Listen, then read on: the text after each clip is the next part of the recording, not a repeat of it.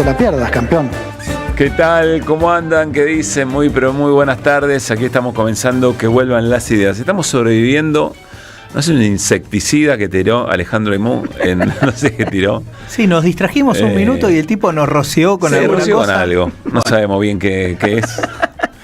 Pero acá estamos. Suponemos que llegamos a las 2 horas. Vamos bien. ¿No? Que no es Vamos bien.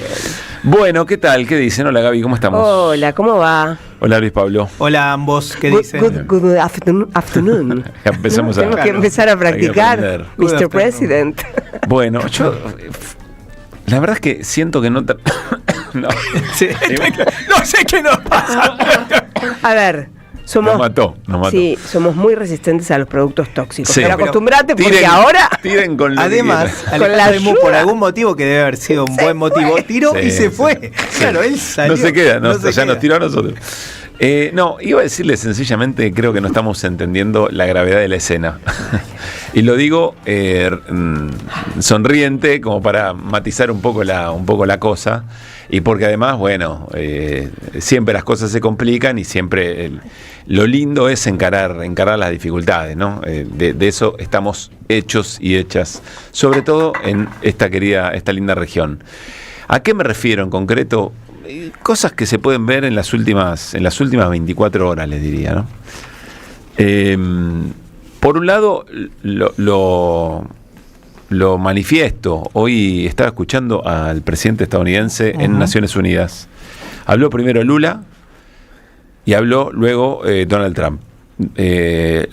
Lula, la verdad es que también estaba lleno el recinto, viste que después se va vaciando y algunos sí, depende quién hable, es algo tradicional, depende quién hable, están todos, sí. O cuando habla alguno que no importa demasiado según sus criterios, sí. Se levantan y se van. Bueno, hablaron Lula y después Trump y estaba repleto, claro, hay un antagonismo muy fuerte además, ¿no? Por todo lo que viene pasando entre estos dos mandatarios alrededor del tema Bolsonaro. Pero bueno, Lula fue muy categórico en un montón de aspectos, sobre todo de multilateralismo, sobre todo, muy duro con Israel. Habló de genocidio del gobierno de Netanyahu sobre el pueblo palestino con claridad. Y después habló Trump. Claro, ahora lo empezamos, no es que estamos descubriendo nada, pero la reunión de Naciones Unidas es la primera reunión de Naciones Unidas donde está Trump después de en su segundo mandato. Y lo empezamos a ver con el agregado de que ahora el gobierno de Estados Unidos va a tener una injerencia aún mayor sobre el gobierno argentino, sobre nuestro estilo. Claro. Y Trump tuvo un discurso que yo les puedo asegurar son un calco, Milei y Trump. Son un calco. Para arrancar todas las hipérboles que le vivimos criticando a Milei. ¿Qué es una hipérbole? El mejor ministro de Economía de toda la historia. Este es el mejor gobierno del planeta. Es el ajuste más grande que se hizo en todo el universo, etcétera, etcétera. Trump hace exactamente lo mismo hablando de él. Por ejemplo, dijo muy duro contra Naciones Unidas en la Casa de Naciones Unidas. Está bien, está en Estados Unidos, ¿no? Es en Nueva York. Pero, en Nueva York, sí. Diciendo que él solo en 7 meses de mandato había terminado una decena de guerras. Él fue a hablar con los que están involucrados y resolvió las guerras.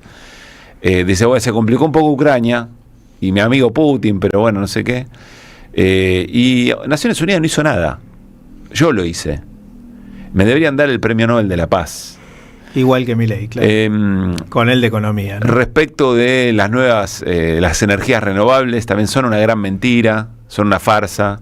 El cambio climático, nos habían dicho que íbamos a llegar al 2000 y que iba a estar todo, que va a estar todo prendido fuego, y miren, acá estamos, no pasó nada, todo verso. Bueno, en ese sentido, así de duro. Habló de Lula, dice, nos encontramos 39 segundos ahora cuando él dejó de hablar y yo venía. Y bueno, me parece un buen hombre.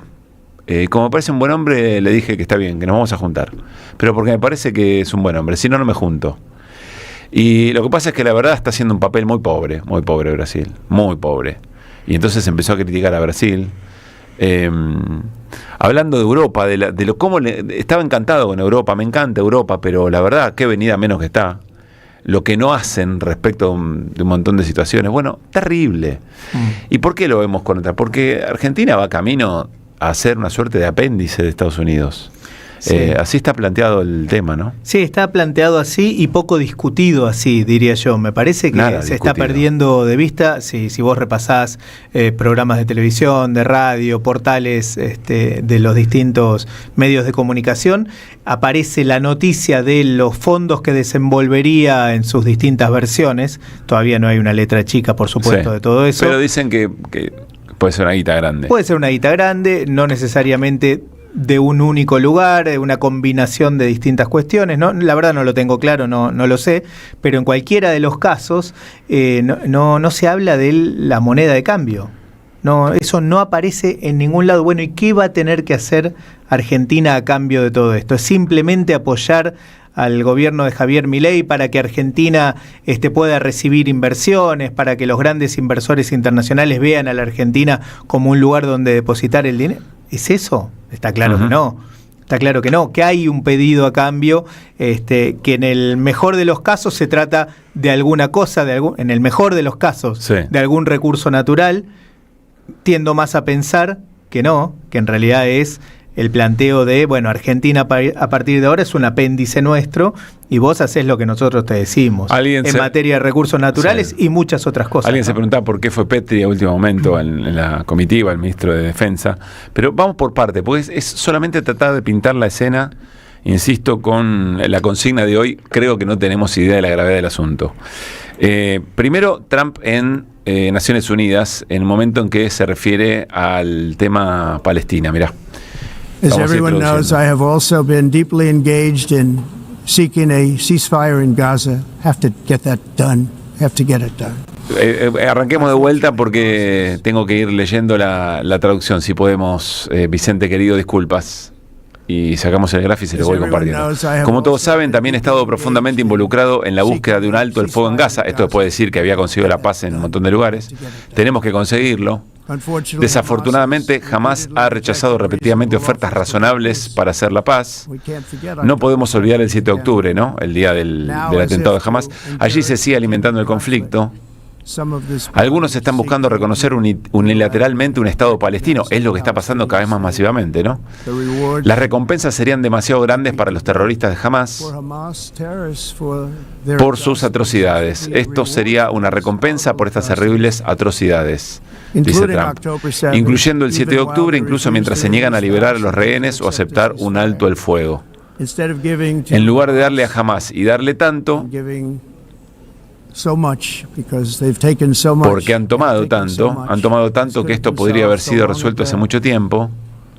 Pero en lugar de ceder a las demandas de rescate de Hamás, aquellos que quieren la paz deberían unirse con un solo mensaje: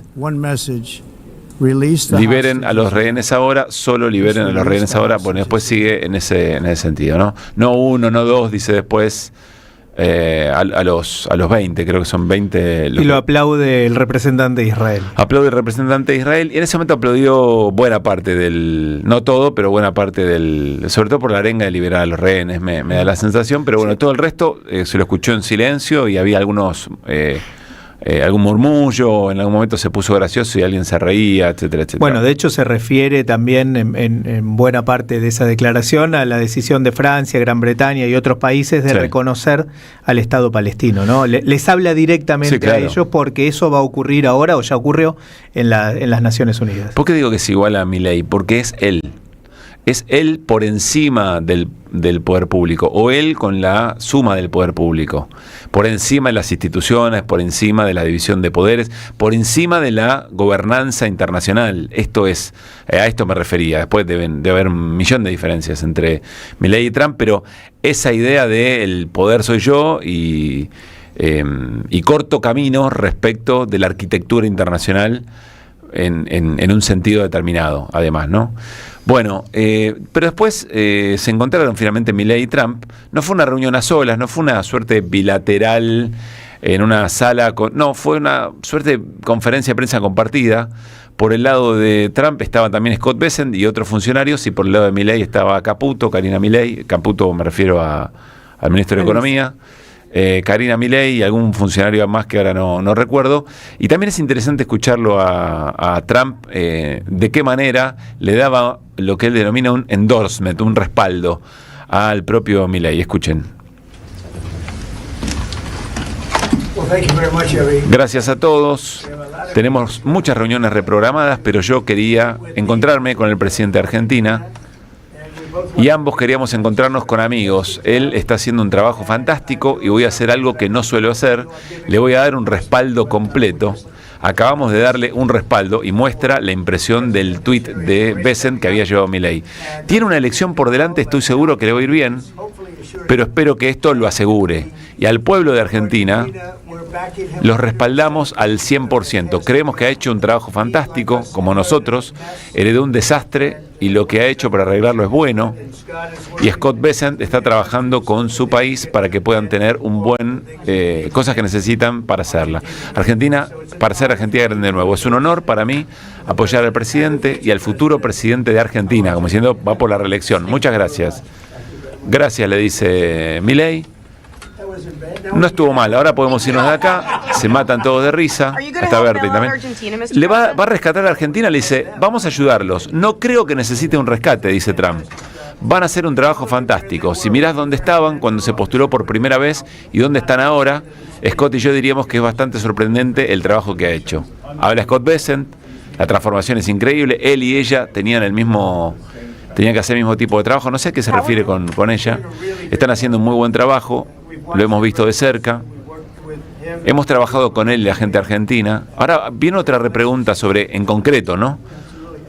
Ahora le van a preguntar. Estuve allí, país hermoso. Van a tener mucho éxito, nada. Por ahora nada. Van a tener mucho éxito en las elecciones. Creo que para completar el trabajo necesita el próximo mandato y lo va a conseguir. Asterisco acá. Basado en todo lo que puedo decir. Secretario Bessent, usted dijo que habría una gran y contundente respuesta de los Estados Unidos. ¿Podría proporcionar detalles sobre cómo va esa intervención? Bueno, ya sabes cómo es. Él nos respalda y nos sigue respaldando. Y lo estamos haciendo increíblemente bien como país. Nunca lo hemos hecho de esta manera, etcétera, etcétera. Listo, ya fue. O sea, en ningún momento Milei está ahí quietito Sí, con el... No, mostrando el papelito. La carita de Milei mostrando el Sí. papelito es para en una un cumple, foto aparte. Sí, en un cumple. Muestra el tuit de Bessent. O sea, el tuit de Bessent es el endorsement, es el respaldo, es el tuit. Y lo lleva a Milei y irá a la reunión y mostrará, mira, acá está, ¿no? Como es el pase libre, una cosa por el estilo. Sí, claro. Esto no suena... No dice si de todo ese apoyo Karina se queda con el 3%. No dijo dice nada. No. Bueno. No dice nada. A mí, lo que yo vi en la reunión, yo estoy... No puedo asegurar, pero me da la sensación que Trump cree que las elecciones son ejecutivas. Porque 2 veces dice, y lo tiene que hacer de nuevo, le va a ir bien en las elecciones. Como si ahora se jugara el mandato. Estoy hablando con el próximo presidente. No sé si a Trump le dijeron, vienen elecciones y nadie le quiso aclarar, porque por ahí si le aclaraban que era legislativa, decían, no, pará, mira si pierde. Bueno, la anterior, la de Buenos Aires, la nacionalizaron. Esta la internacionalizan. Sí, ¿no? Pero insisto que estoy jugando ahora, no tengo información, es por lo que acabo de ver. Que por ahí creen que son ejecutivas, no Bessent, pero por ahí creen que son ejecutivas y cualquier novedad va a venir después de las elecciones, siempre y cuando Milei sea elegido, que lo que están diciendo es, si gana Milei, no hay quilombo. No sé, es muy largo el tiro, pero 2 veces hablaron del tema y me dio la sensación de que Trump cree que Milei está para reelegir. Lo dijo de esa manera. En así. eso tenés razón, porque lo dijo de esa manera. Presidente y futuro. Claro, que no tenga la información completa sería medio un papelón, pero bueno, todo es posible. Todo la es verdad que todo es recontra posible, posible. sobre Trump. todo tratándose de Milei y de Trump. Sí. ¿no? Sí. Pero bueno, qué sé yo. Dicho eso, es cierto que no hay una confirmación de dinero. Ujú. A la salida de esa reunión y cuando estaban entrando al hotel donde para la delegación argentina, el que habló un momento con la prensa fue el ministro de Economía, Luis Caputo. Yo les pido que escuchen con atención lo que dijo el ministro de Economía en una agarrada informal, digamos, con la prensa. El presidente ha venido aquí muchas veces, ha dicho siempre que Estados Unidos era el aliado estratégico junto con Israel. Todo esto se va construyendo, viste que cuando veníamos muchas veces te decían, no se sacó la foto, tal cosa o la otra. Algunas veces lo han criticado por eso y bueno, acá tenés el payout de eso, ¿no? Así que, digamos, valieron bastante la pena los viajes del presidente, diría yo. Caputo, no alcanzamos a escuchar y después pasó. ¿Puedes preguntar, tenés alguna palabra para los argentinos que te están mirando por televisión? No, bueno, lo mismo que acabo de comentar acá. Fue realmente emocionante la reunión, porque, como se dice acá, el endorsement del presidente a nuestro presidente y a lo que estamos diciendo fue emotivo. O sea, no pidió nada a cambio y, o sea, nosotros, por supuesto, que dijimos lo que ya todos saben, que para nosotros es un aliado estratégico, que hay muchísimas cosas que estamos haciendo juntos, que vamos a hacer juntos, ellos lo saben porque lo estamos hablando. Bueno, antes Caputo no solamente vieron que dijo, como les dije recién, fue muy emotivo. Antes le había hecho una colega de C5N que era para llorar, que él se había emocionado hasta las lágrimas. Y sí, porque no pidieron nada a cambio, escúchame. No, por la escena. Ah. Por la escena, estaba emocionado hasta las lágrimas. Qué papelón. Con lo cual, habría que, para las próximas presidenciales, tratar de saber qué cosas emocionan a nuestros dirigentes políticos, ¿no? Con qué películas lloran, ¿no? Con qué relato. Bueno, no importa, es un chiste, pero no tanto. Pero Caputo vuelve a insistir que en realidad tantas veces que fue Milei a Estados Unidos, 12 creo que fueron con esta, y bueno, al final acá está el payout, dice Caputo, acá está la recompensa. Es una recompensa, me voy adelantando un poco, pero es una recompensa que reconoce el fracaso, no nos olvidemos de eso. Milei tiene el acuerdo con el fondo, tiene los blanqueos, etc. Es decir, si Milei tiene que apretar el botón rojo porque todo lo demás fracasó, porque el plan económico es un desastre. Aún si es para una minoría rica o para una minoría muy, muy poderosa en términos económicos, aún así tampoco es sostenible. No es sostenible por eso. Pero ponele que fuera de una redistribución del ingreso regresiva, tampoco siquiera es sostenible. O sea, se cae a pedazos. Esa es la razón por la cual tiene que ir a llorarle a Trump de la manera que lo hace, que le dé un respaldo como nunca le había dado Estados Unidos antes, o un par de veces nada más. Esa es la magnitud del fracaso. No solamente es la magnitud del fracaso, es la magnitud del riesgo en el que estaba el gobierno de Milei. Un riesgo institucional en serio. Que no se fue, solamente gana aire, toma aire, ¿no? Bueno, lo de no pidieron nada a cambio, ayer Martín Granowski recordaba una escena del Padrino, cuando el enterrador del pueblo donde está Don Corleone le pide justicia para su hija porque la habían asesinado o la habían violado, una cosa por el estilo, y él le dice, después de que le da un beso en la mano... Corleone era el pueblo. No, él ya estaba entonces, ya Padrino ahí. Sí, pero no sé bien dónde era, no recuerdo. Caruso. Pero bueno, le van a pedir un favor de esas características. Y al final, después de pensar lo que le besa el anillo, le besa la mano, lo llama padrino, le dice, bueno, está bien, yo te voy a ayudar. Y en algún momento yo te voy a llamar y vos vas a tener que hacer lo que te pido. Yo un día te voy a pedir un favor. Un día te voy a pedir un favor. Claro, no te va a decir en el momento que te pide algo a cambio. En algún momento vos vas a saber que le estás debiendo. Así es. Es un código mafioso. Eso por un lado. Por otro lado, Argentina ya hizo un montón de cosas para Estados Unidos y en su alineamiento con Estados Unidos. Ya las hizo. Ya ha dejado de generar determinado tipo de vínculos internacionales. Sale del BRIC, de los BRICS. Hizo un montón de cosas, de las que se saben y de las que no, en un montón de aspectos. Yo creo que acá dos cosas. Por un lado coincido, por supuesto, el plan económico del gobierno nacional es un fracaso, de eso no hay duda. Las cosas no le están saliendo como pensó que le iban a salir. No sé si pensó que le iban a salir también o nos dijo que le iban a salir, no importa, para el caso es lo mismo, es un fracaso. De todas maneras, hago una pequeña salvedad ahí, yo creo que vivir de los préstamos de los distintos organismos financieros internacionales y también los Estados Unidos era parte de la idea de Milei original, independientemente del fracaso. Yo creo que eso estuvo todo el tiempo. El endeudamiento y la fuga de dólares era parte del asunto. Eso no quiere decir que estaba planificado, que esto ya estaba previsto desde el primer momento, pero era parte del asunto. Fugar los dólares gracias a estas cuestiones era parte del asunto. Y lo otro, que me parece que ahora la pelota está de nuestro lado, porque nosotros podemos seguir describiendo lo que ocurre con Javier Milei, con el gobierno, con los Estados Unidos y cómo van destruyendo y haciendo mierda al país. La pelota está claramente de nuestro lado, del pueblo argentino. Está claramente, y no estoy hablando únicamente de las elecciones del 26 de octubre, aunque también, por supuesto, pero esto hay que cortarlo. De alguna manera hay que cortarlo, porque si es por ellos van a seguir avanzando y avanzando y avanzando, y toda esta la vamos a tener que pagar nosotros, la van a tener que pagar nuestros hijos, la van a tener que pagar nuestros nietos. Entonces hay que decir basta de alguna forma. No tengo la receta. Movilizarse, charlábamos antes con Pablo, bueno, que aparezcan los espacios políticos, se hagan conferencias de prensa, convocatorias, pero hay que decir basta. De alguna manera hay que decir basta. No es que no haya nadie haciendo nada. Por supuesto que hay un montón de gente haciendo bastante, no todo lo que se podría seguramente, y no todos haciendo todo lo que podrían hacer seguramente. El Congreso está funcionando, los bloques mayoritarios están haciendo su parte. Tampoco es suficiente. Digo, no estoy queriendo decir que nadie haga nada, pero es momento de hacer algo más. Me parece que la pelota está de este lado porque del otro lado se sigue avanzando. Al menos hacer las preguntas, me parece, ¿no? Bueno, alguien tendría que preguntar, por lo menos de nuestra parte. ¿Por qué somos un aliado tan sistemáticamente importante, como dice Bessent? ¿Por qué?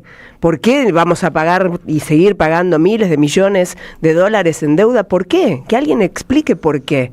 Porque si no es como que, bueno, acá pasa cualquier cosa y hacen los caprichos de Trump, uno los conoce, los de Milei.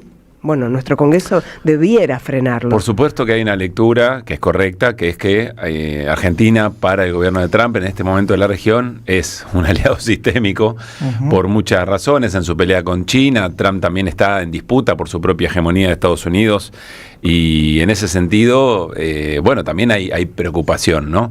Milei es un gobernante que fue asustado a buscarlo a Trump, asustado porque se le venía el mundo abajo, se le venía toda la estructura abajo. Lo veían los mercados, lo veían todos los espacios políticos que lo acompañaron en el Congreso, lo veían todos, que estaba en un problema muy serio. Si no aparecía esto en estas horas, la situación iba a ser muy difícil de manejar para el equipo económico, muy difícil de manejar, y con mucha posibilidad que se traslade en términos institucionales y de gobernabilidad.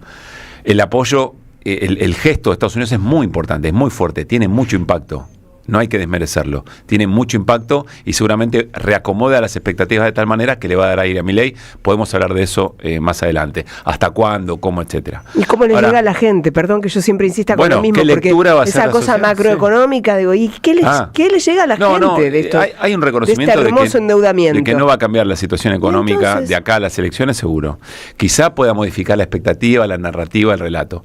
Ahora, esta es una parte de la escena que, insisto, desde el arranque del programa, es mucho más grave de lo que creo que estamos entendiendo la escena. Primero, por este tipo de sumisión a un gobierno como el de Trump. A ninguno. Pero además, el tipo es como es, digamos, ¿no?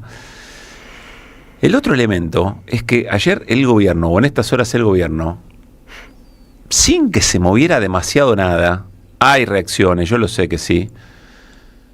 El gobierno abiertamente desafía, ayer lo contaba Luispa con detalle, pero se supo después, creo que lo vas a entrar en detalle después con el resto de las leyes.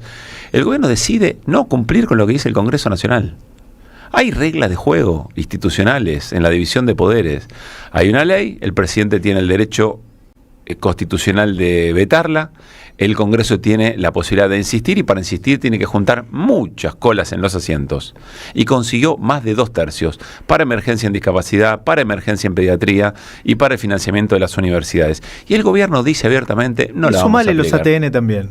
Bueno, los ATN también, tenés razón. Falta todavía, pero y el gobierno dice, no lo vamos a aplicar. En el mismo momento en que da de baja retenciones, y en ningún momento explica de dónde van a salir, o sea, qué otras partidas van a tocar para compensar esa caída en la recaudación. No lo hace. Y el gobierno abiertamente desafía al Congreso.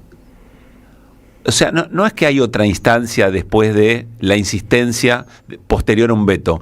No hay otra instancia. No, la regla de juego dice claramente, mirá, doble amarilla es roja. Y no te podés quedar en la cancha. No te podés quedar en la cancha, no se puede. Y el gobierno lo hace. Hay una denuncia de Paulón, de Esteban Paulón, que creo que la fue a ampliar. Hay un pedido, una moción de censura para Franco, creo que no sé si Pichetto. Pero vuelvo a lo que decía Luispa recién. La escena es gravísima. Del viernes a hoy estamos en un momento muy distinto. Estamos en un camino, en un deterioro institucional enorme, en un deterioro de soberanía, de la independencia política, o de soberanía política, independencia económica. Es realmente una situación muy grave, muy grave. Es dramática la situación en términos institucionales. Si no hay una respuesta de la política, bueno, francamente, la pregunta entonces sería, o la conclusión sería, Milei, lo hemos dicho varias veces en el programa, muchas veces, invitamos a pararnos en este lugar. Milei hace lo que hace porque puede, porque lo dejan. ¿Por qué lo dejan? Yo no sé qué tipo de complejo hay en la política argentina, que no se puede estar a la altura o reaccionar a la altura. Como decía Luispa, hay reacciones, hay reacciones. La calle reacciona mucho. No faltó nunca la calle. No, incluso hay reacciones sectoriales, ¿no? Hay muchas reacciones sectoriales. A lo mejor no todas las movilizaciones son movilizaciones o marchas masivas donde estén todos los sectores juntos, pero sectoriales es cierto que hay un montón. Aunque en determinado momento hay desgaste también, eso también hay que decirlo. Es muy difícil, no solo en la Argentina, en cualquier país del mundo estar luchando permanentemente todo el tiempo, salir a la calle. Es difícil, por eso hay que organizarlo, hay que coordinarlo, alguien tiene que ponerse al frente. La sensación de angustia de los laburantes que pelean por el salario o porque cerró la fábrica donde trabajaban. Hablamos hace poquito sobre el caso de celulosa en Zárate, que ahora parece además que se vende o que se vendió la empresa. Es angustiante, digo, para el laburante que está todos los días reclamando. El docente universitario no puede vivir de paro, tiene que dar clase porque además ama lo que hace. Lo mismo la comunidad de Garrahan. Lo mismo la comunidad del Garrahan. Atender a los pibes. Recontra sacrificada. Digo, es complejo. Por eso es imprescindible la coordinación de las luchas, que se pongan al frente los dirigentes, claro, que aparezcan los espacios políticos, los partidos políticos que están, ya no se usan, diría Nicolás Cava, ¿no? Sí. Se usan los partidos políticos y bueno, es hora de que aparezcan. Me parece que hoy pasa por ahí. Pero Luispa, antes que una marcha, que es cierto que es complejo organizarlo, lleva tiempo. No sé, pues son las herramientas que tenemos. Una conferencia de prensa de los presidentes de cada bloque que están en desacuerdo con lo que está pasando. Una conferencia de prensa convocatoria a todos los medios, qué sé yo. Y por favor, analógico, ¿no? Basta con los tweets. Basta con los tweets. Basta con los tweets. Eso es entretenimiento. No es acción política. Bueno, alguien dirá, mirá el Besant. Sí, pero ¿sabes qué? Besant en abril vino. No hizo un Zoom, Besant. Totalmente de acuerdo. No hizo un Zoom desde Estados Unidos. Tenía un quilombo tremendo con los aranceles. El tipo vino acá en el momento del levantamiento, cuando se levantaba el cepo. Y estaba el acuerdo con el Fondo Monetario. Vino, se tomó un avión. El secretario del Tesoro que estaba metiendo aranceles unilateralmente a todo el mundo. Basta de lo analógico. Yo insisto, creo que no... Basta de lo digital. Perdón, basta de lo digital. Volvamos a lo analógico. Yo creo que no estamos dimensionando la gravedad de la situación. Está Atilio Borón, nos está esperando hace un rato largo, así que separamos y charlamos con él, dale. Que vuelvan las ideas. Hasta las 18. Dinámica e información. Regreso informativo. Que vuelvan las ideas. Que vuelvan. Hola Tilio, ¿cómo te va? Pablo Caruso, Gaby Radiche, Luis Paginiger, te saludamos, ¿cómo estás? Hola, ¿qué tal? ¿Cómo les va a todos ahí en la mesa? Un gusto estar con ustedes. Para nosotros también, entre lo que te hicimos esperar anoche y ahora, perdón Tilio, gracias por la paciencia. No pasa nada. Como si no tuvieras cosas que hacer. Atilio, lo viste a Lula, lo viste a Trump en Naciones Unidas, te queríamos preguntar un poco qué estabas viendo en esa escena. Bueno, la verdad que no lo vi eso, porque estaba con un consultorio médico, así que la verdad que muy bien. En ese momento, ¿Y cómo está todo? Pero de todas maneras, digo, hay cosas que vamos a tener que esperar a ver un poquito cómo es que maduran, si es que maduran, ¿no es cierto? El discurso de Trump, por lo que estuve viendo, sí. Tengo que escucharlo detenidamente ahora porque no he visto ni siquiera una buena transcripción, pero parece el discurso de un tipo absolutamente desesperado, delirante, hablando de 7 guerras que él paró, y la verdad que yo me puse a buscar a ver cuáles fueron las que paró, digo, puede ser, ¿no es cierto? Pero nada de eso, su ataque, digamos, a Rusia, China, Irán, fuera de lugar, ni hablemos las cosas que dijo de Venezuela, un desastre absoluto, y bueno, el tipo evidentemente estaba muy molesto porque se le descompuso el teleprompter ahí al técnico y dijo que se la va a pagar muy caro, ¿no? Lo amenazó el tipo, como probablemente no fue un problema. Mirá, lo que viste, el resumen que viste evidentemente está bien, fue un discurso de 1 hora, recién estábamos comentando, acá lo vimos completo, y está perfecto lo que recibiste. Decíamos con Luis Pá y con Gaby, en esto de exagerar toda la acción, de ponerse en el centro y por encima de las instituciones, incluso globales, la verdad es que el vínculo al que va la Argentina con un personaje como ese, estamos muy, muy preocupados. Bueno, lo que vos estabas hablando recién, ustedes hablaban recién de la destrucción de la institucionalidad en Argentina. Bueno, Trump hace lo mismo en Estados Unidos. No nos olvidemos que es un tipo que tiene una ascendencia firme, ¿verdad?, por una multiplicidad de causas, que en cuanto termine la presidencia va a la cárcel. Vamos a ver si la apelación funciona, si hay algún requisito especial que él pueda apelar y que le permita evitar ir a la cárcel, pero es un tipo que está realmente ya procesado, condenado, lo salvó la presidencia, en función de lo que establece la Constitución de Estados Unidos. No digo que él la haya violado, pero sí se ha favorecido con eso. Por algo en algún momento dijo que si Estados Unidos está en guerra, no hay elecciones presidenciales. Ustedes notaron eso, ¿no? Hace como una semana, cuando empezó todo este tema de Venezuela, y de repente, aunque pueda parecer un delirio total, el tipo puede fomentar una guerra y a partir de ahí decir, bueno, no hay elecciones. Lo cual es una locura absoluta, pero bueno, estamos hablando de un personaje cuyas convicciones democráticas son muy débiles, ni hablemos de la de nuestro presidente, que realmente es un hombre que no cree en la democracia, y además cuando se lo preguntaron en reiteradas ocasiones, nunca dijo, sí, yo creo en la democracia. O sea, se juntaron dos déspotas, uno grande, el déspota imperial, y el pequeño déspota de acá, que, digamos, promulga una ley y hace todo lo posible para que esa promulgación quede en el aire y no sea efectiva. ¿Qué tal, Atilio? Luis Pablo te saluda.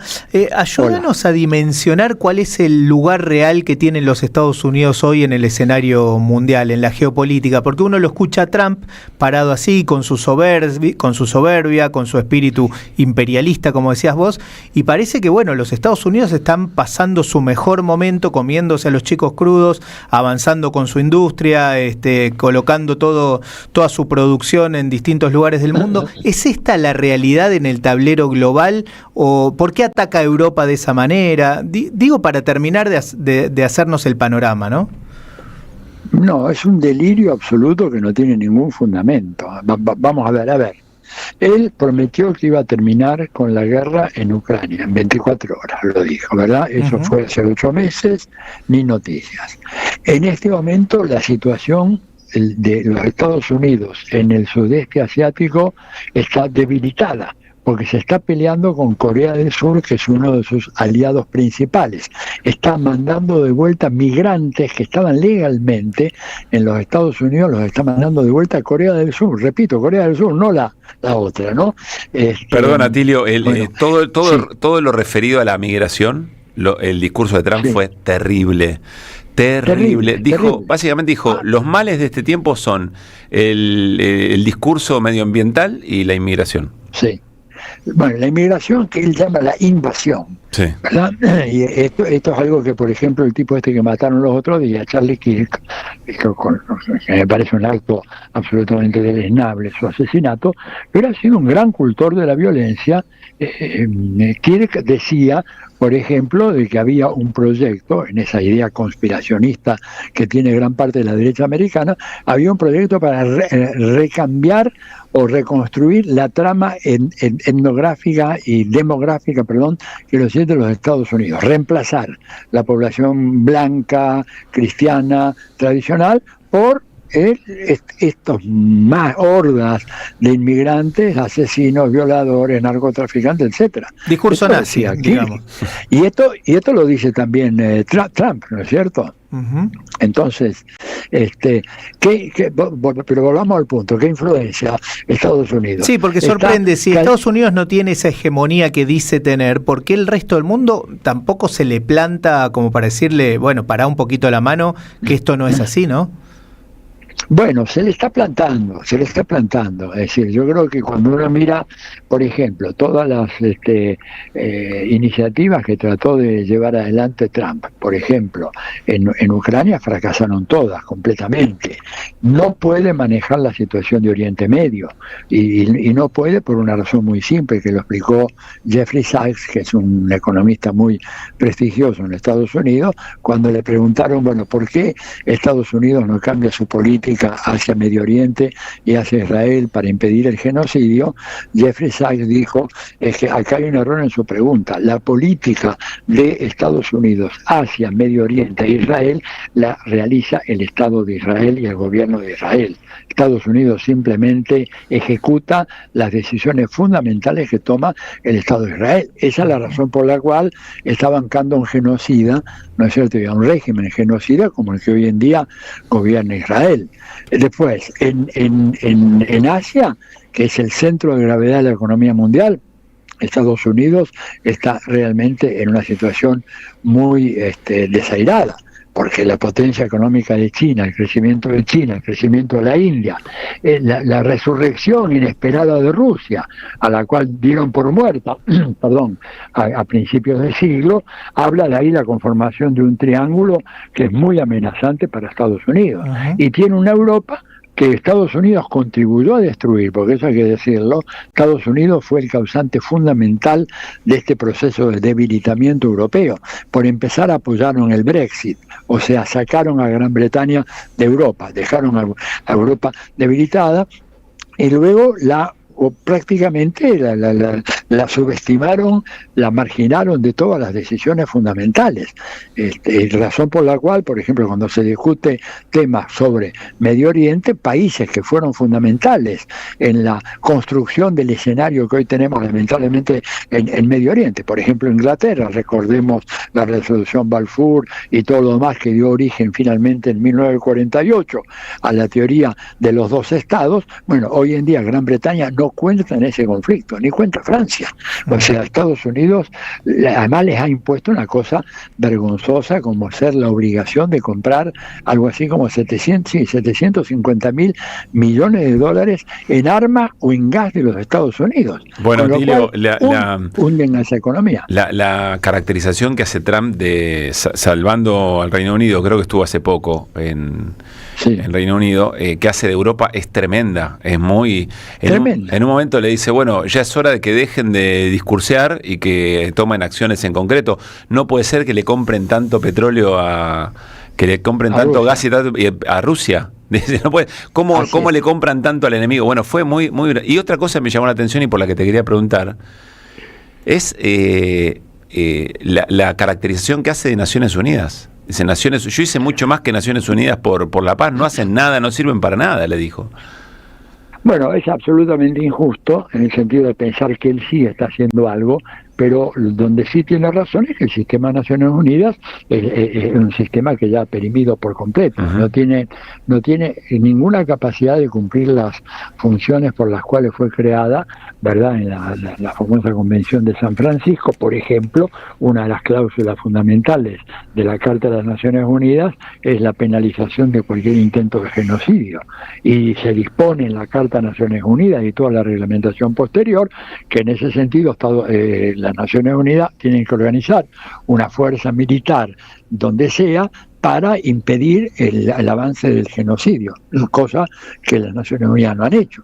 Entonces, además, el error de fijar la sede de Naciones Unidas en Nueva York es un error muy serio, ¿verdad? Porque fíjate que, por ejemplo, el presidente de la Autoridad Nacional Palestina no pudo ir en persona a la Asamblea General. Claro. Tuvo que hacer una intervención ¿por qué? Porque a Estados Unidos se les ocurrió. O sea, es una institución que está ya, digamos, en un proceso de demolición, y lo que falta, pero en el nuevo escenario internacional, en donde Estados Unidos ya no está solo como la potencia que manda, es la creación de un orden institucional y legal nuevo. Claro. ¿Verdad? Que impida, digamos, ese tipo de cosas.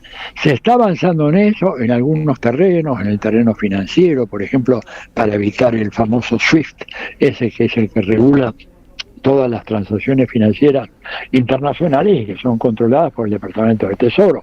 Con esto, por ejemplo, te bloquean a Cuba o a Irán o a cualquier otro país. Ya están armando una cosa diferente, pero toma su tiempo. Vamos a ver, el nuevo sistema internacional ya ha nacido y no tiene vuelta atrás. Segundo, en ese nuevo sistema internacional no va a haber ninguna potencia hegemónica. Cualquiera que diga que China va a ser el gran hegemón mundial no sabe de lo que está hablando. Es decir, China tiene un plan completamente diferente, mucho más realista sobre la complejidad del sistema internacional. En tercer lugar, Estados Unidos ha fracasado hasta ahora, ¿verdad?, en su intento de reindustrializar el país, porque los estudios demuestran de que ellos, gracias a la aplicación de las políticas ortodoxas del consenso de Washington, perdieron 90.000 empresas industriales, muchas de las cuales se fundieron y otras se desplazaron a otros países en donde tienen mejores condiciones. Entonces, no puede reindustrializar, está condenado a ser la timba financiera permanente contra una potencia como China, que hoy en día tiene un producto industrial que supera al de Estados Unidos, Alemania e Inglaterra combinados, ¿te das cuenta? Ahora, Tilio, te traigo un poco para acá, pero un poco en espejo, digamos, ¿no? Uno podría, vos dijiste recién un nuevo sistema en términos de relaciones institucionales, políticas internacionales ya nació. Y no tiene vuelta atrás. Habrá que ver en qué momento le pone freno o cómo a intentos tan autocráticos, digamos, como el de Trump, etcétera, etcétera. Ahora, vuelvo a la Argentina y te traigo a la Argentina porque te das una mirada sobre nuestro proceso. Dale. Recién decíamos con Luis y con Gaby, Milei hace lo que hace porque puede. Es decir, la mirada quizá no sorprende tanto ya respecto de qué son las cosas que hace este gobierno, sino la crisis en la que está todo lo demás, que no le puede poner límite. Claro. ¿Coincidís con eso? Coincido. Totalmente. A ver, yo estoy sorprendido. Bueno, primero, yo tengo una opinión de que la dirigencia política argentina ha venido sufriendo un desgaste en cuanto a niveles de calidad que realmente es... Ahí se nos cortó, me parece. En el Parlamento. Sí. Hola. Sí, ahí te escuchamos, ahí te sí. Basta ver un poco los debates en el Parlamento para darte cuenta de que, bueno, no hay un gran nivel de elaboración intelectual en muchas intervenciones. Hay, por supuesto, gente muy importante que sí, pero hay muchos que realmente uno no sabe cómo es que llegaron ahí. Pero lo que a mí me parece realmente asombroso es cómo hasta ahora los principales referentes políticos de este país no se reunieron para sacar una declaración conjunta que le mande un mensaje al gobierno de Estados Unidos diciendo que van a desconocer cualquier arreglo que se haga a espaldas de la deliberación pública en el Congreso de la Nación Argentina. Que ese arreglo, en caso de hacerse al margen del Congreso, es ilegal y por lo tanto la deuda contraída no va a ser exigible. Digo, es muy sencillo lo que tienen que hacer. Son 10 personas que tienen que juntarse, tener un mínimo sentido patriótico y de practicidad y de mandarle el mensaje a Estados Unidos, miren, no le den la plata a estos tipos porque no se las vamos a devolver, además no se las vamos a poder devolver aunque quisiéramos. Bueno, hoy Máximo Kirchner presentó junto a otros diputados un proyecto de resolución para tratar en ambas cámaras ante la posible nueva toma de deuda que lleva adelante el Poder Ejecutivo, diciendo que sin la aprobación del Congreso eso es nulo, absolutamente nulo. me parece una gran iniciativa. Él también la tomó en relación a la deuda previa y desgraciadamente no fue acompañado por su bloque, ¿verdad? Pero a mí me parece que es algo absolutamente fundamental eso, mandarle a decir, miren, este tipo es un delirante, ¿no es cierto?, nuestro presidente, que cree que el mundo funciona sobre la base de la iniciativa privada y que donde hay una necesidad aparece un empresario que produce los bienes, totalmente contrario a lo que ustedes han hecho, además contrario a lo que hacen 180 naciones del planeta Tierra, todas las cuales, empezando por Estados Unidos, se manejan con déficit fiscales. Es decir, no existe la idea de un equilibrio fiscal o un superávit fiscal. Creo que hay en total 5 o 6 países en el mundo, uno Luxemburgo, otro Dinamarca, no sé si Noruega y un par de pequeñas islitas del Pacífico. Son los únicos países que tienen un pequeño equilibrio, superávit fiscal o un equilibrio fiscal. La meta, cuando Milei dice el equilibrio fiscal no se negocia, está realmente hablando en un sinsentido absoluto. Entonces, notificar al gobierno de Estados Unidos, miren, no le presten a este tipo, porque esto es ilegal, es inmoral, es inconstitucional. Pero bueno, hasta ahora no veo que haya esa reacción. Digo, no debería ser tan difícil, ¿verdad? Pero bueno, son épocas electorales y cada cual trata de diferenciarse, presentar un perfil atractivo para la ciudadanía, pero a mí me parece que es un error que vamos a pagarlo muy caro, ¿no? Tema interesante ese, ¿no? ¿Qué entiende la política hoy por lo que significa presentar un perfil atractivo para la ciudadanía? Yo me vuelvo loco, me vuelvo loco. Sí, bueno, para algo se inventaron los algoritmos y todas esas cosas que a vos te disgustan tanto, no es la cosa digital, que a mí también me disgustan, pero que tiene un efecto real muy importante. Sin dudas. Sin dudas. Y ese es el problema, pero yo realmente quisiera que apareciera alguna dirigencia política de cierto peso. Hay algunos dirigentes políticos que tienen esa capacidad para decir, miren, paremos esa mano, porque esto nos liquida a todos. Además, Estados Unidos nunca entrega nada gratis. Tengamos claro eso. Si Estados Unidos ayudó a Europa con el Plan Marshall, fue porque necesitaba venderle a alguien sus productos industriales, porque Estados Unidos atravesó toda la Segunda Guerra Mundial sin que se disparara una bala en su territorio. Entonces tenía un aparato industrial perfectamente desarrollado. Por eso el Plan Marshall. Le dieron el dinero para que nos compren. Lo que ahora está diciendo Donald Trump, que nos compren de prepo los productos industriales. En la Alianza para el Progreso nos dieron un mango. Estados Unidos, ahora, ¿qué es lo que pueden sacarnos? Y yo creo que pueden sacarnos algunas cosas muy importantes, como por ejemplo la instalación de bases militares en la Argentina, que requiere una aprobación del Congreso, pero ya vimos que el Congreso de repente es muy sensible a las presiones del Ejecutivo.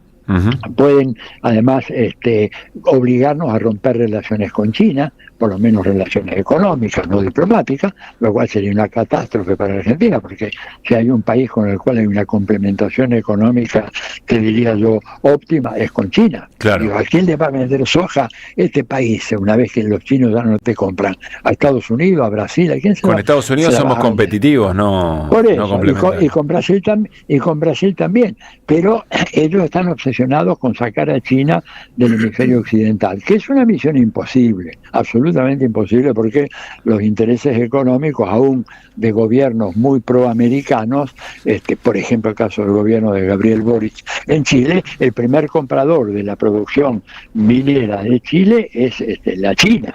¿Te das cuenta? Sí. Y lo mismo pasa con Brasil. Entonces cuando le dicen mantengan a China lejos, ¿y a quién le vendemos entonces? Claro, ustedes no nos compran y a China no les podemos vender, ¿a qué nos condenan? Bien. Aparte de que, bueno, de repente se hagan otras concesiones poco patrióticas por parte de un elenco gobernante para el cual la palabra patria no significa absolutamente nada. Atilio, gracias como siempre. Te mandamos un abrazo enorme. Gracias a ustedes. Un gran abrazo. Chao. Atilio Borón, 556.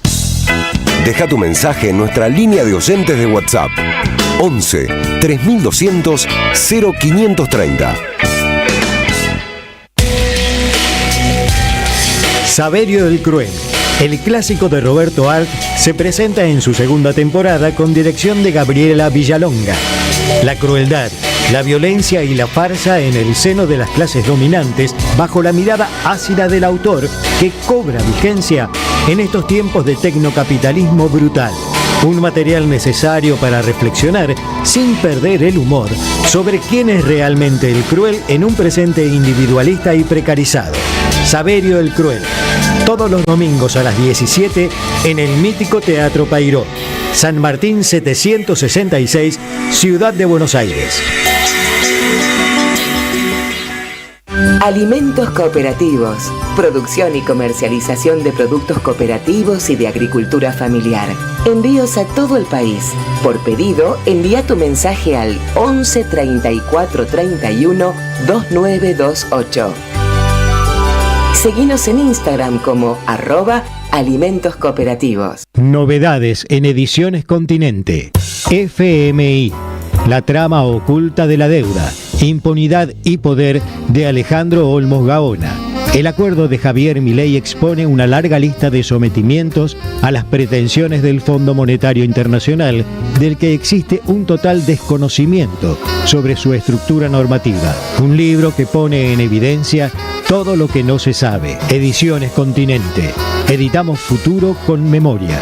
Ingresá a nuestro sitio www.edicontinente.com.ar o a nuestro Instagram @edicontinente. En 2025 vení a los talleres de Lecuni. Música, actuación, coro, tangos, cuentos, teatro, percusión y mucho más para compartir en familia. Acordate, en 2025 los talleres de Lecuni te están esperando.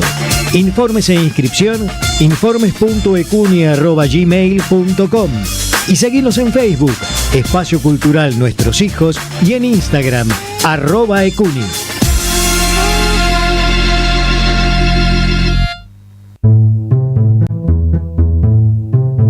Revista Acción, un medio alternativo 100% digital, una mirada cooperativista sobre el país y el mundo. Información, análisis y opinión. Porque otro mundo es posible, entra en Acción. En la web y en las redes sociales. www.accion.coop. Vuelve Deviniendo Tato. Un homenaje teatral a Eduardo Tato Pavlovsky en su faceta como psicodramatista. Dirigido por Gabriela Villalonga, el actor Maxi Sarramone compone a 7 pacientes y al mismo Tato Pavlovsky en una vertiginosa terapia grupal. Sábados a las 21 en Tadrón Teatro, Niceto Vega y Armenia, Palermo. Entradas por Alternativa Teatral. Seguí a la Cámara de Diputados de la Provincia de Buenos Aires a través de sus redes sociales y entérate de todas las actividades legislativas en Instagram y Facebook como @diputadosBA y en Twitter como HCDiputadosBA. ¡Wow! ¿Cómo dices cuenta DNI? ¡Wow! ¿Que ahora tienes plazo fijo? ¡Wow! ¿Y que tienes una tasa especial? ¡Wow! Y eso hace que tu dinero crezca. ¡Wow! Y crezca. ¡Wow! Y crezca. ¡Wow! Pará, ese último wow no entendí. ¡Wow! ¡Ah! ¡Que crece! Cuenta DNI. Tu plazo fijo de Banco Provincia es realmente wow. ¡Wow!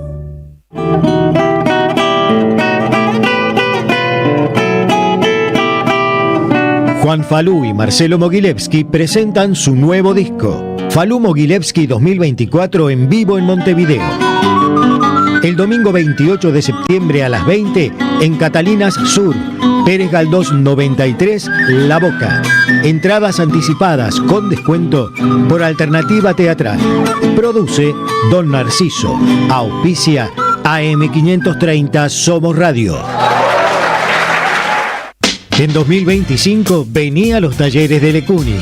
Música, actuación, coro, tangos, cuentos, teatro, percusión y mucho más para compartir en familia. Acordate, en 2025 los talleres de Lecuni te están esperando. Informes e inscripción, informes.ecuni@gmail.com y seguinos en Facebook, Espacio Cultural Nuestros Hijos, y en Instagram, @ecuni. ICBC. El futuro nos inspira. AM530 Somos Radio. Buscamos la verdad siempre. Ideas que vuelvan. supuestamente pareciera que el 7 de octubre del año 23 hubiera sido el inicio de una confrontación y de una guerra. Es falaz totalmente. Nuestro pueblo palestino viene sufriendo ya hace más de 75 años, y diría un poco más también, lo que es la limpieza étnica, la colonización, la ocupación territorial. Acá hay un proyecto colonial fundamentalmente. Entonces, cuando a nosotros nos dicen es un problema de allá, no es un problema de allá, es un problema de acá. Es un problema de acá porque tiene también que ver con los proyectos de colonización que se dan desde otros lugares, no por ahí desde lo territorial, pero sí de el querer apropiarse en todo caso de nuestros recursos naturales. Entonces yo creo que la gente está haciendo carne en eso, la sociedad civil se está despertando nuevamente porque ya siente que no es un problema de otros y lejano, es un problema nuestro. Que vuelvan las ideas. Acá hay un proyecto colonial fundamentalmente. Que vuelvan.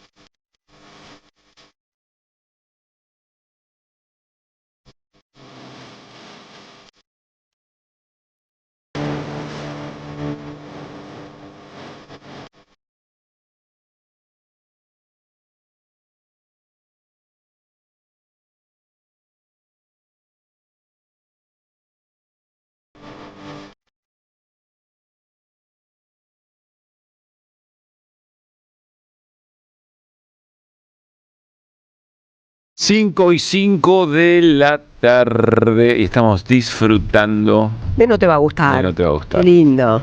Sí. Muy lindo. Muy. O sea que vos me enseñaste que esa canción que dice me gustaría que estuvieras durmiendo, no me acuerdo el nombre, se refiere a la Argentina.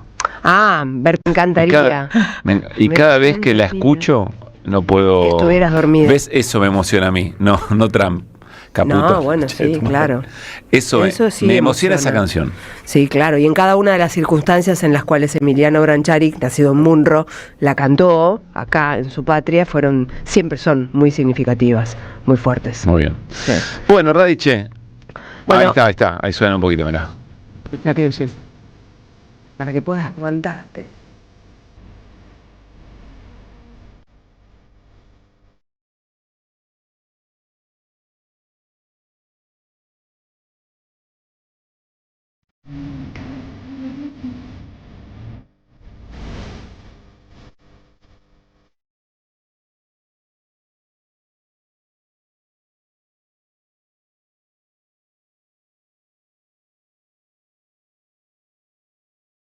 Me encantaría volver a verte reír, volver a verte de pie.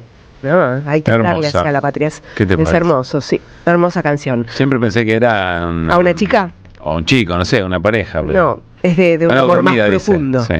Sí, es del amor a la patria. Muy bien. A ver, hay una noticia que atraviesa a los Estados Unidos, y no la estoy diciendo porque Trump y Milei y cosas, sino que es una noticia que tiene que ver con la libertad de expresión, y desde ya la semana pasada, cuando cancelaron el show de Jimmy Kimmel, un hombre que es muy, pero muy importante en los shows de televisión llamados late shows, esos shows nocturnos donde siempre se juega mucho de ironía, se habla de la realidad política, pues se habla también mucho de cultura, van muchos invitados y se maneja, bueno, como el pulso del show, de lo que es el entretenimiento y también, ¿por qué no la política?, pasa por ese tipo de programas. Le habían cancelado el programa, ¿por qué? Porque Jimmy Kimmel hizo una expresión, se expresó después del asesinato de Charlie Kirk, y lo que dijo Jimmy Kimmel fue: hemos tocado fondo durante el fin de semana con la pandilla Make America Great Again, la pandilla MAGA, Trump, intentando caracterizar a este chico que mató a Charlie Kirk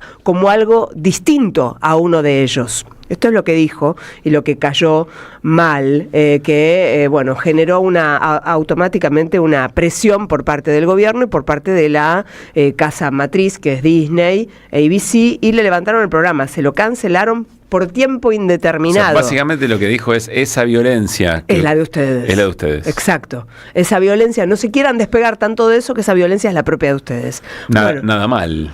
No cayó. De hecho, el monólogo es largo, ¿no? Porque después de eso estuvo haciendo, bromeando sobre la respuesta de Trump a un periodista que le preguntó sobre cómo estaba sobrellevando la muerte de Kirk. Entonces Trump dijo que lo estaba llevando muy bien, y después se puso a hablar de el salón de baile, el nuevo salón de baile de $200 millones. Entonces Jimmy Kimmel lo que dijo, dice, está en la cuarta fase del duelo, la construcción. Demolición, construcción. Así no es como un adulto llora el asesinato de alguien a quien llamaba amigo. Así es como un niño de 4 años llora la muerte de un pez dorado. Bueno, todo esto levantó su revuelo. Hubo un montón de gente... Se puede ver eso seguramente, Sí, ¿no? Sí, está por todos lados. Digo, se ha replicado.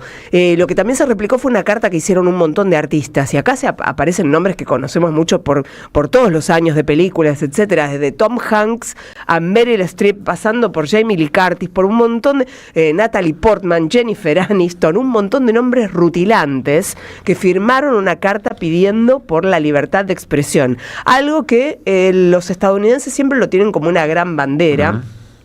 Que a la vez es bastante contradictorio, porque tienen una particular manera de irradiar sus noticias, que es como, tienen como un segundo que les da la posibilidad del famoso pip, donde serán censurados. Entonces es como raro, pero bueno, es la libertad que ellos manejan. Es curioso. O sea, todo se transmite con cierto delay. Es un segundito que hace que el operador, si fuera Charlie en este momento, si yo digo una puteada, él con ese segundito va a hacer pip y no sale. Otras cosas no las hacen, bueno, un poco más sangrientas. Ahí está, pero dije puteada, Charlie. Bueno, la cuestión es que Jimmy Kimmel vuelve hoy a la televisión estadounidense, entonces hay un montón de gente prestándole atención. ¿Por qué? Porque tuvieron que recular los de Disney. No se sabe si recularon por cuestiones económicas, porque también hubo un boicot, llamaron a un boicot definitivo hacia la cadena. ¿Por qué? Bueno, porque estaban haciendo un abuso de lo que es censurar y erradicar el tema de la libertad de prensa, de la que tanto se jactan. Vuelve al aire en el día de hoy, entonces esta noche es el retorno de Jimmy Kimmel Live. Está todo el mundo hablando de eso. Que va a medir hoy un montón, y que va a decir, yo no tengo ninguna duda. Digo porque por ahí se piensan que los Estados Unidos están hablando de Milei. No están hablando de Milei, están hablando de Jimmy Kimmel. Digo, también pongamos las cosas en su contexto. Hoy será el día entonces de ver, después de ese indefinidamente, fue muy dura el comunicado, cuando dijeron, esta persona no va a salir más al aire. Levantaron el show, un montón de voces pidiendo que no sea así, que hagan valer la libertad de expresión. Hablaban los responsables de la libertad de expresión en los Estados Unidos de un macartismo moderno. Dice, estamos asistiendo a un macartismo moderno, hay que ponerse en contra de esto ya. Y se levantó todo el mundo. ¿Qué lograron? Que esta persona, que se debe sentir muy bien, ¿no?, respaldado por todo lo que es ese gran conglomerado de artistas que siempre han ido a su programa. Bueno, ahí lo tenés. Jimmy Kimmel vuelve hoy otra vez a la televisión. Ideas que regresan en el magazine informativo de la 530. Que vuelvan las ideas. Hasta las 18.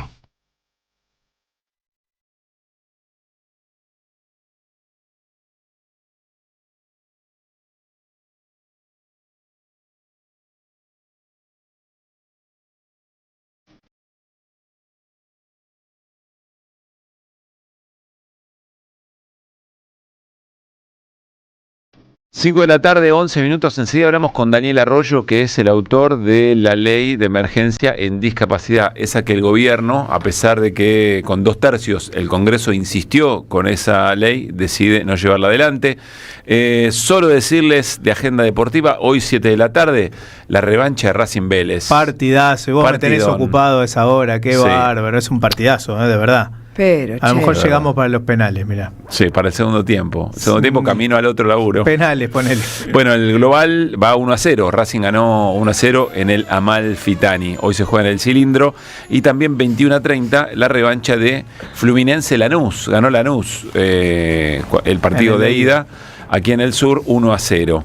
2 partidos por Libertadores y por Sudamericana que a la platea futbolera la va a tener muy entretenida esta noche. Luis Pablo. Bueno, varias cosas. En primer lugar, vos hacías mención hace un rato a la posibilidad de que, tal como ocurrió con discapacidad, en caso de que se rechace por completo el veto a las leyes de financiamiento universitario y a la de emergencia pediátrica, el gobierno decida lo mismo, en todo caso promulgarlas y suspenderlas o dormirlas, algún método que les sirva para no aplicarlas, en definitiva.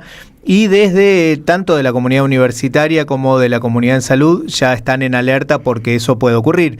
De hecho, desde el gobierno ya se dijo que la idea es, de la misma manera que con discapacidad, hasta que no aparezca de parte del Parlamento una garantía en relación a de dónde va a salir la plata para poder financiar ambas leyes, no la van a aplicar. De hecho, las dos contemplan, párrafo aparte, ¿no? Las dos contemplan distintas opciones en relación a de dónde podría salir el dinero para financiarlo. Incluso es interesante, desde la comunidad universitaria están mandando un cuadrito, no lo voy a leer, es incómodo para radio, pero un cuadrito que muestra cómo, por la plata que se deja de percibir por las retenciones, la distancia que hay en relación al dinero que se deja de percibir por las retenciones con lo que sale el financiamiento universitario y la ley de emergencia en discapacidad. Hay una distancia enorme. Quiero decir, con la plata de las retenciones podés financiar esas leyes y muchísimas otras. Así que eso por un lado, mucha preocupación y estado de alerta. Y hoy mismo empezó en el Hospital Garrahan un paro por 48 horas. Un paro que sigue reclamando exactamente lo mismo.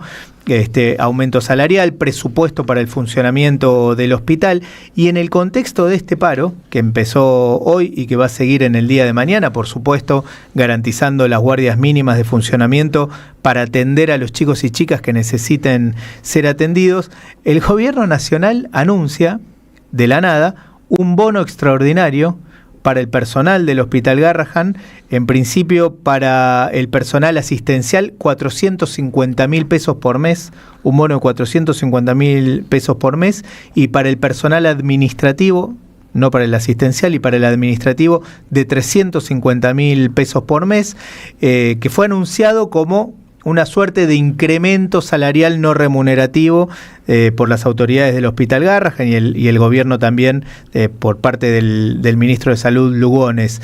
Los trabajadores rápidamente informaron que ese bono, que efectivamente fue anunciado internamente, es solamente por 4 meses, algo que ni el hospital, ni las autoridades del hospital, ni desde la cartera de salud dijeron, ¿no? Claro. Ojo, son 4 meses, no remunerativo, la lucha continúa porque se trata de un paliativo por algunos meses. Así que bueno, estas son las novedades en relación a los temas universitarios y de salud. Insisto, el denominador común es el alerta, porque en el caso de que efectivamente termine de confirmarse el veto, bueno, la decisión del gobierno es no aplicar las leyes. 5:16. Ideas que vuelvan. En el mismo momento que estás tirando comida en la República Argentina, estás batiendo los récords históricos de los últimos 100 años de importación de tomate, de calabaza, de zanahorias. Importa todo lo que se te ocurra, y de los lugares más insólitos. Hemos importado pulpa de tomate de Egipto y de China, estamos trayendo tomate de Bolivia, estamos trayendo tomate de Paraguay, de Brasil, del lugar que se te ocurra estamos trayendo cosas. En ese mismo momento que los productores se funden, no pueden pagar la juntada del tomate, tomate o de la verdura. Se importa. Hay 1 millón de pibes que se van a dormir sin comer. Eso es la irracionalidad tremenda que tiene este modelo. La derecha insiste muchísimo que hay que exportar y más exporta y mejor vamos a vivir. Y el problema en la Argentina no es producir más. El problema del hambre en el mundo no es de producir. El problema es la distribución. Que vuelvan las ideas. Hay 1 millón de pibes que se van a dormir sin comer. Que vuelvan.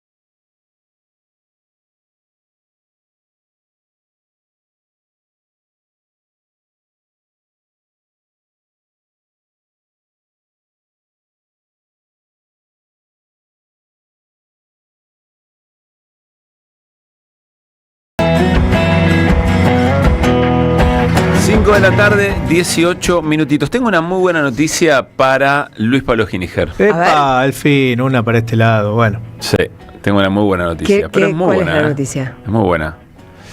Se está jugando un partido de la Liga Española.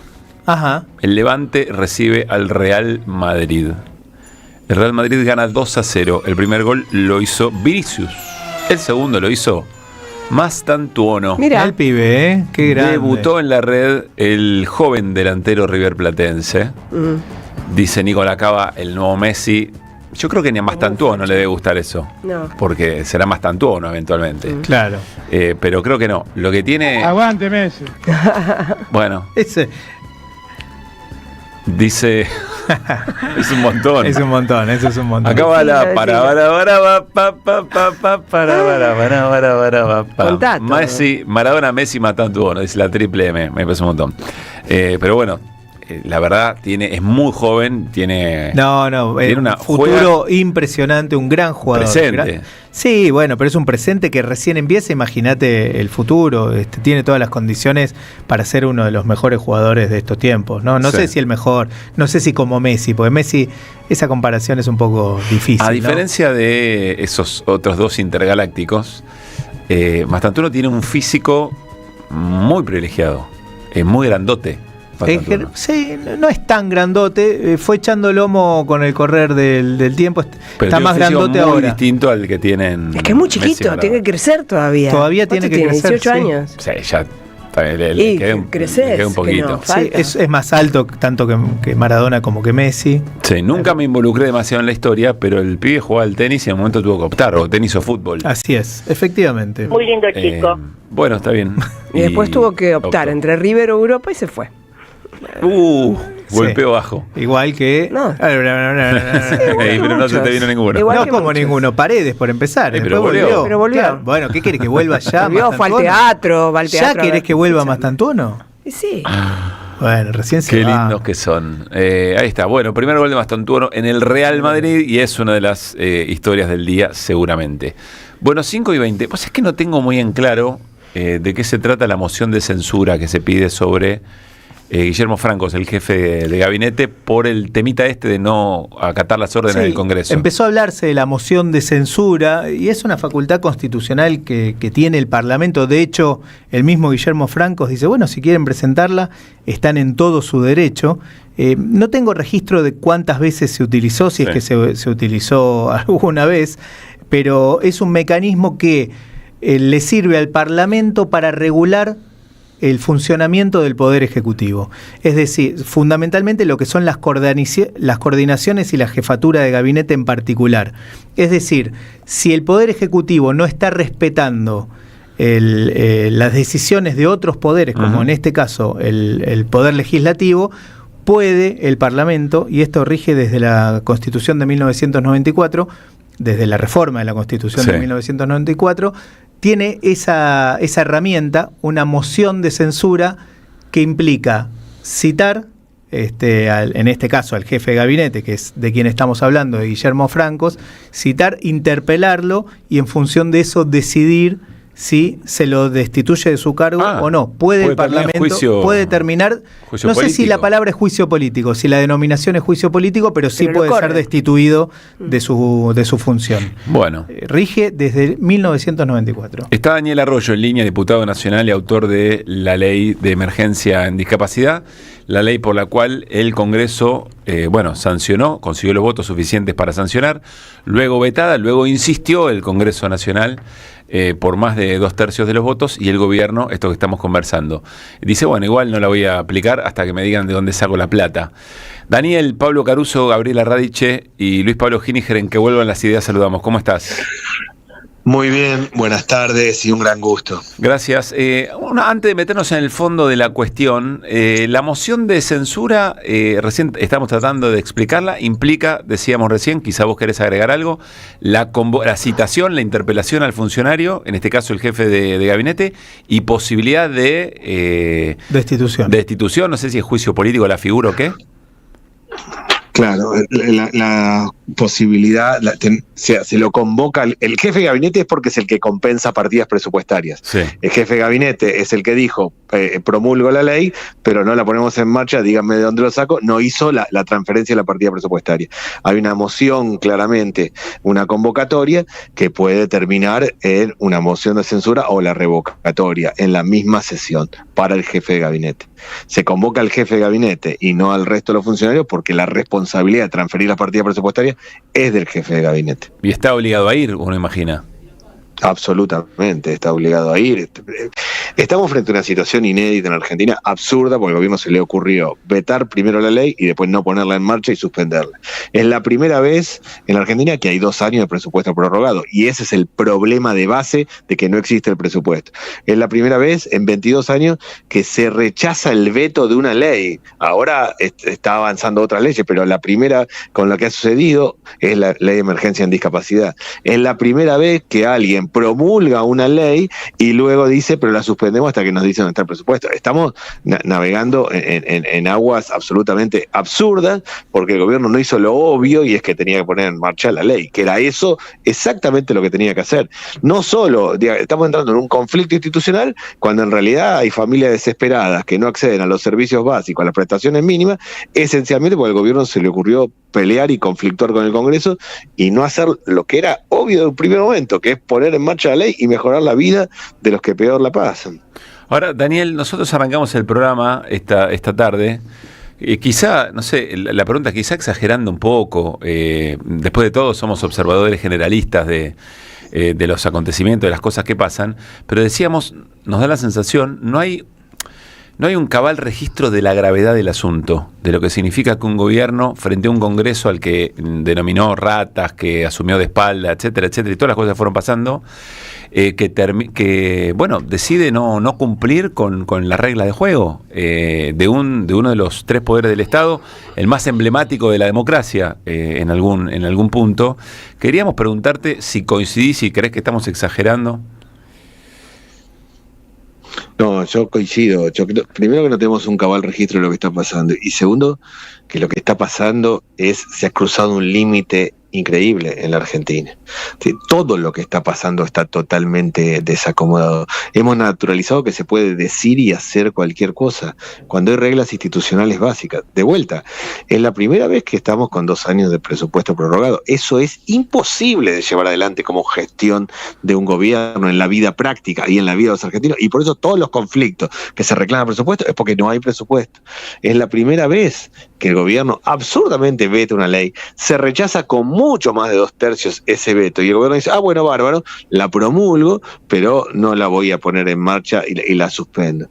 Es la primera vez que se pide esto, una interpelación para una moción de censura al jefe de gabinete, y todo simplemente por no dar el brazo a torcer, por no entender que hay un nivel de angustia y desesperación de la familia y que el gobierno le tenía que haber puesto en marcha es exactamente la ley de emergencia de discapacidad. Yo creo que el gobierno entendió en un momento que el conflicto le servía, que el posicionar blanco-negro le servía y lo llevó al extremo y hoy no sabe cómo salir y está metiéndonos en un lío bárbaro, pero no institucional, sino de vida cotidiana a la familia, a la persona con discapacidad.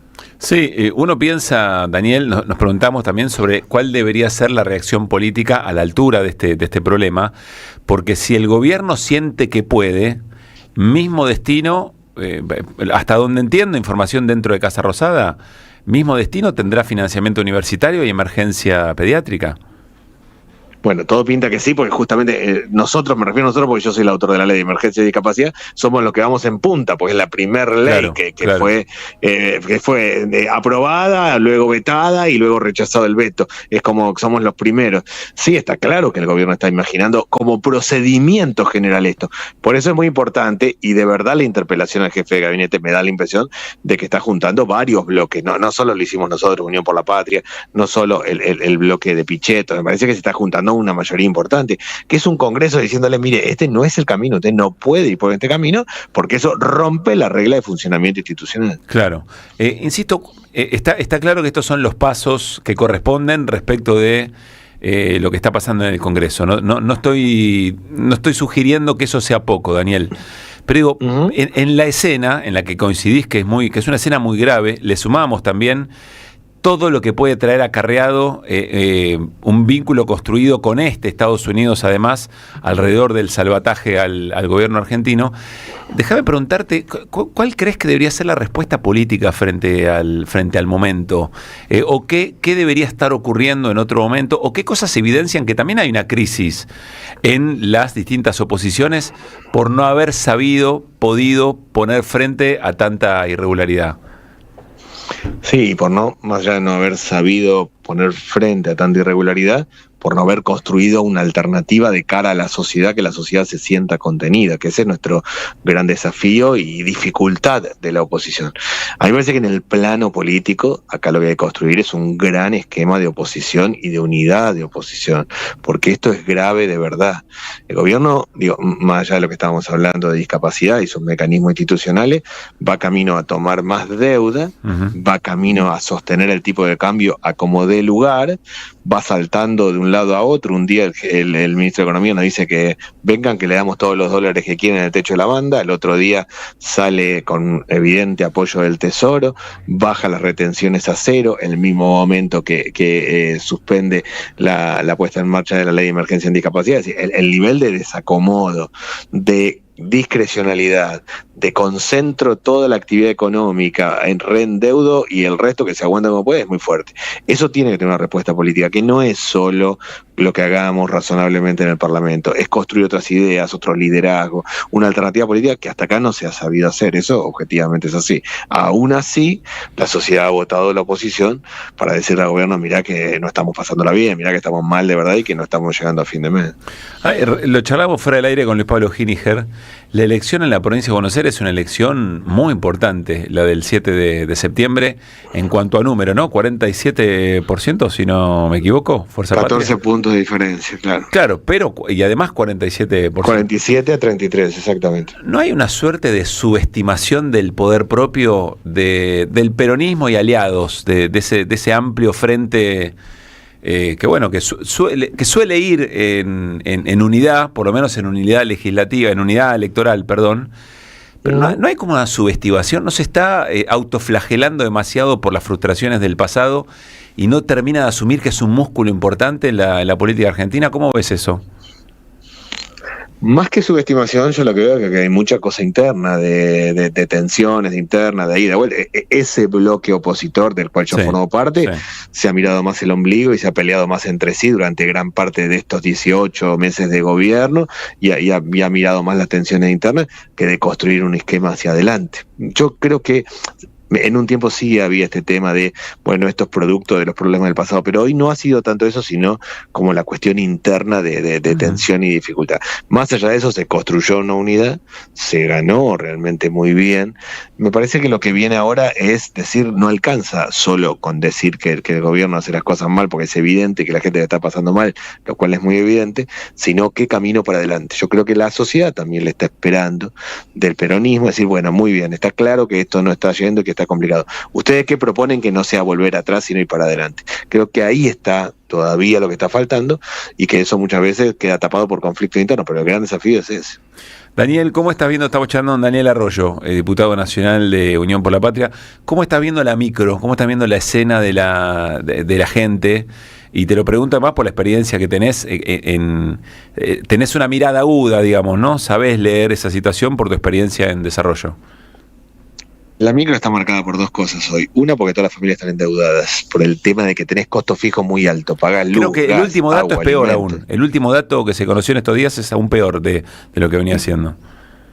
No solo que es peor en cuanto al problema del endeudamiento de la familia, sino que para mí el dato más relevante es que el 85% de la gente no sabe cuánta plata debe. Se perdió en el paquete que debe. Toma un crédito, toma otro, le pidió al primo acá, ya. Sabe que el viernes tiene que pagar tanto, pero no sabe cuánta plata debe. El nivel de endeudamiento te ha desacomodado la vida, pero no solo que hay más gente que se endeuda, sino que la bola de deuda que tenés te superó y no sabes cuánta plata debe. 85% de la gente no tiene claro cuánto debe.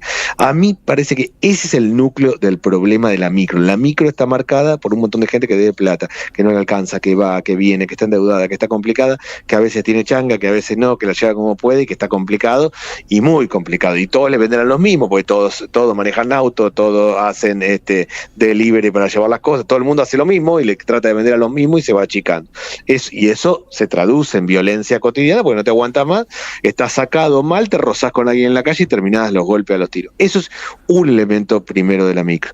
Y el otro elemento que yo veo de la micro también como muy complicado es que está para mí las dos cosas que hacen funcionar un barrio son la construcción y los sistemas de cuidados. ¿De qué labura realmente la gente en un barrio? En la construcción, en distintos tipos de laburo de la construcción, haciendo changa y cuidando personas. Las personas que cuidan personas, grandes, chicos, personas con discapacidad. Bueno, todo eso está trabado porque eso depende de que la gente tenga plata para arreglar su casita o para buscar que alguien le cuide sus personas.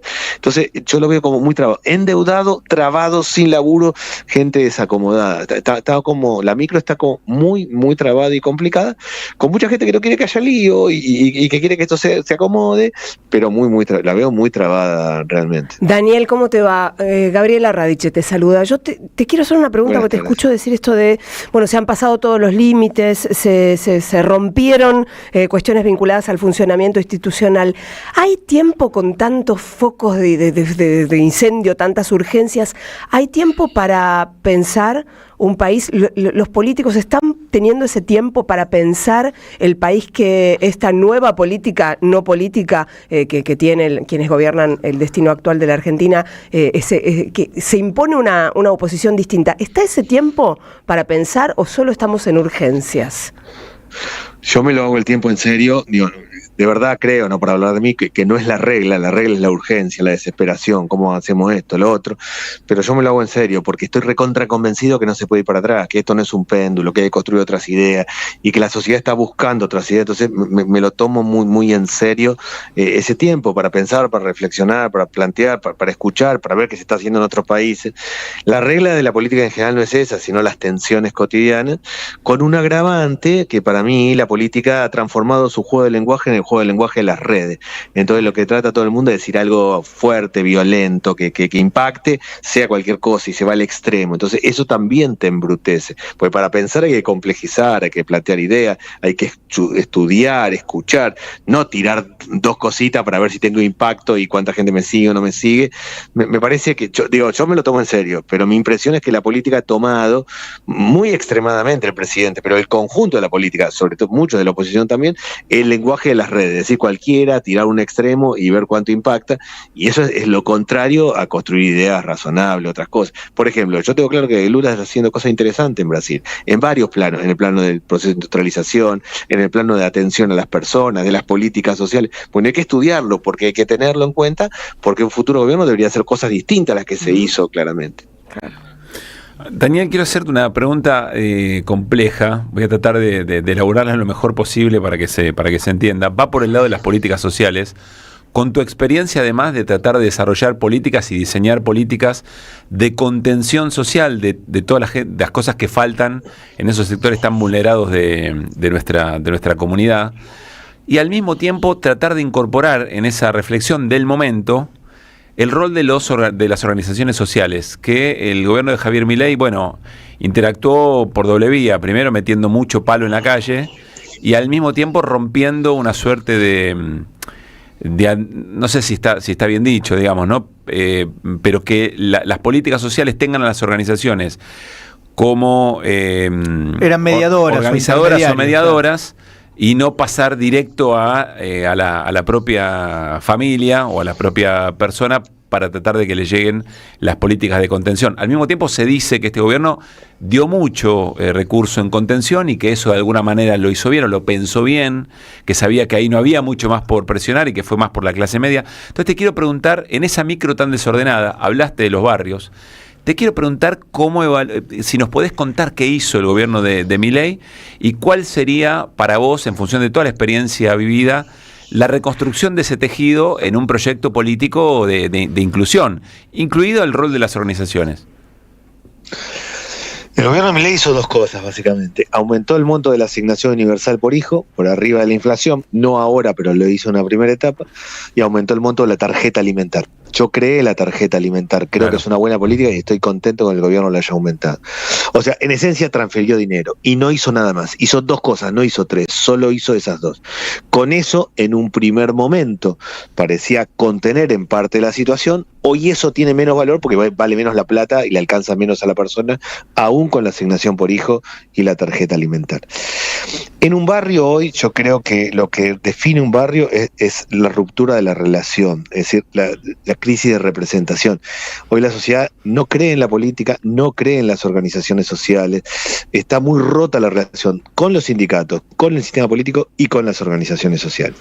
Lo único que está en pie en términos de legitimidad en un barrio hoy es la escuela, el único lugar en donde la familia, con mucha crítica, cuestiona mucho lo que aprende el pibe de matemática o de lengua, pero que saben que es por ahí, la familia lo convocan de la escuela y sabe que es mejor que esté en la escuela. El pibe que está en la esquina quemado, afuera de todo, sabe que tiene que ir a la escuela, no puede, pero sabe que es por ahí. Lo único que está en pie hoy, yo diría, como representación es la escuela, con mucho cuestionamiento, pero todos sabemos que hay que estar ahí, que ese es el lugar. El resto está en una crisis muy profunda. ¿Cómo reconstruir políticas sociales? ¿Cómo reconstruir lazos comunitarios? Bueno, es un punto importante. En mi opinión, acá hay que repensar el rol de las organizaciones sociales, de las iglesias, del cura, del pastor, del técnico del club de barrio. Hay que reconstruir legitimidad ahí. No es que está todo roto, sino que están todos cansados. ¿Por qué avanza? En mi opinión, no es tanto que avanza el narcotráfico en un barrio, sino que se retiran los buenos. ¿Quién le combate al narcotráfico en el barrio? La maestra en la escuela, la enfermera en la salita, el cura, el pastor, el técnico del club de barrio, los que están en la organización del comedor comunitario. Todo eso están agotados, no pueden más, no tienen recursos, están con múltiples laburos, están desesperados, tironeados por su familia porque no llegan y no pueden. A mí me parece que hay que reconstruir ese esquema. Para reconstruir legitimidad hay que reconstruir ese esquema y parte de la política social es eso, que no es solo transferir dinero a las organizaciones o a los comedores, es generar una política de vínculo, de articulación. Pero es una tarea compleja porque objetivamente hoy yo de verdad creo que el único ámbito con legitimidad es la escuela. Y lo que hizo el gobierno de entrada, que es aumentar los montos y transferir, lo ha sostenido, pero eso contiene menos hoy porque la plata alcanza menos.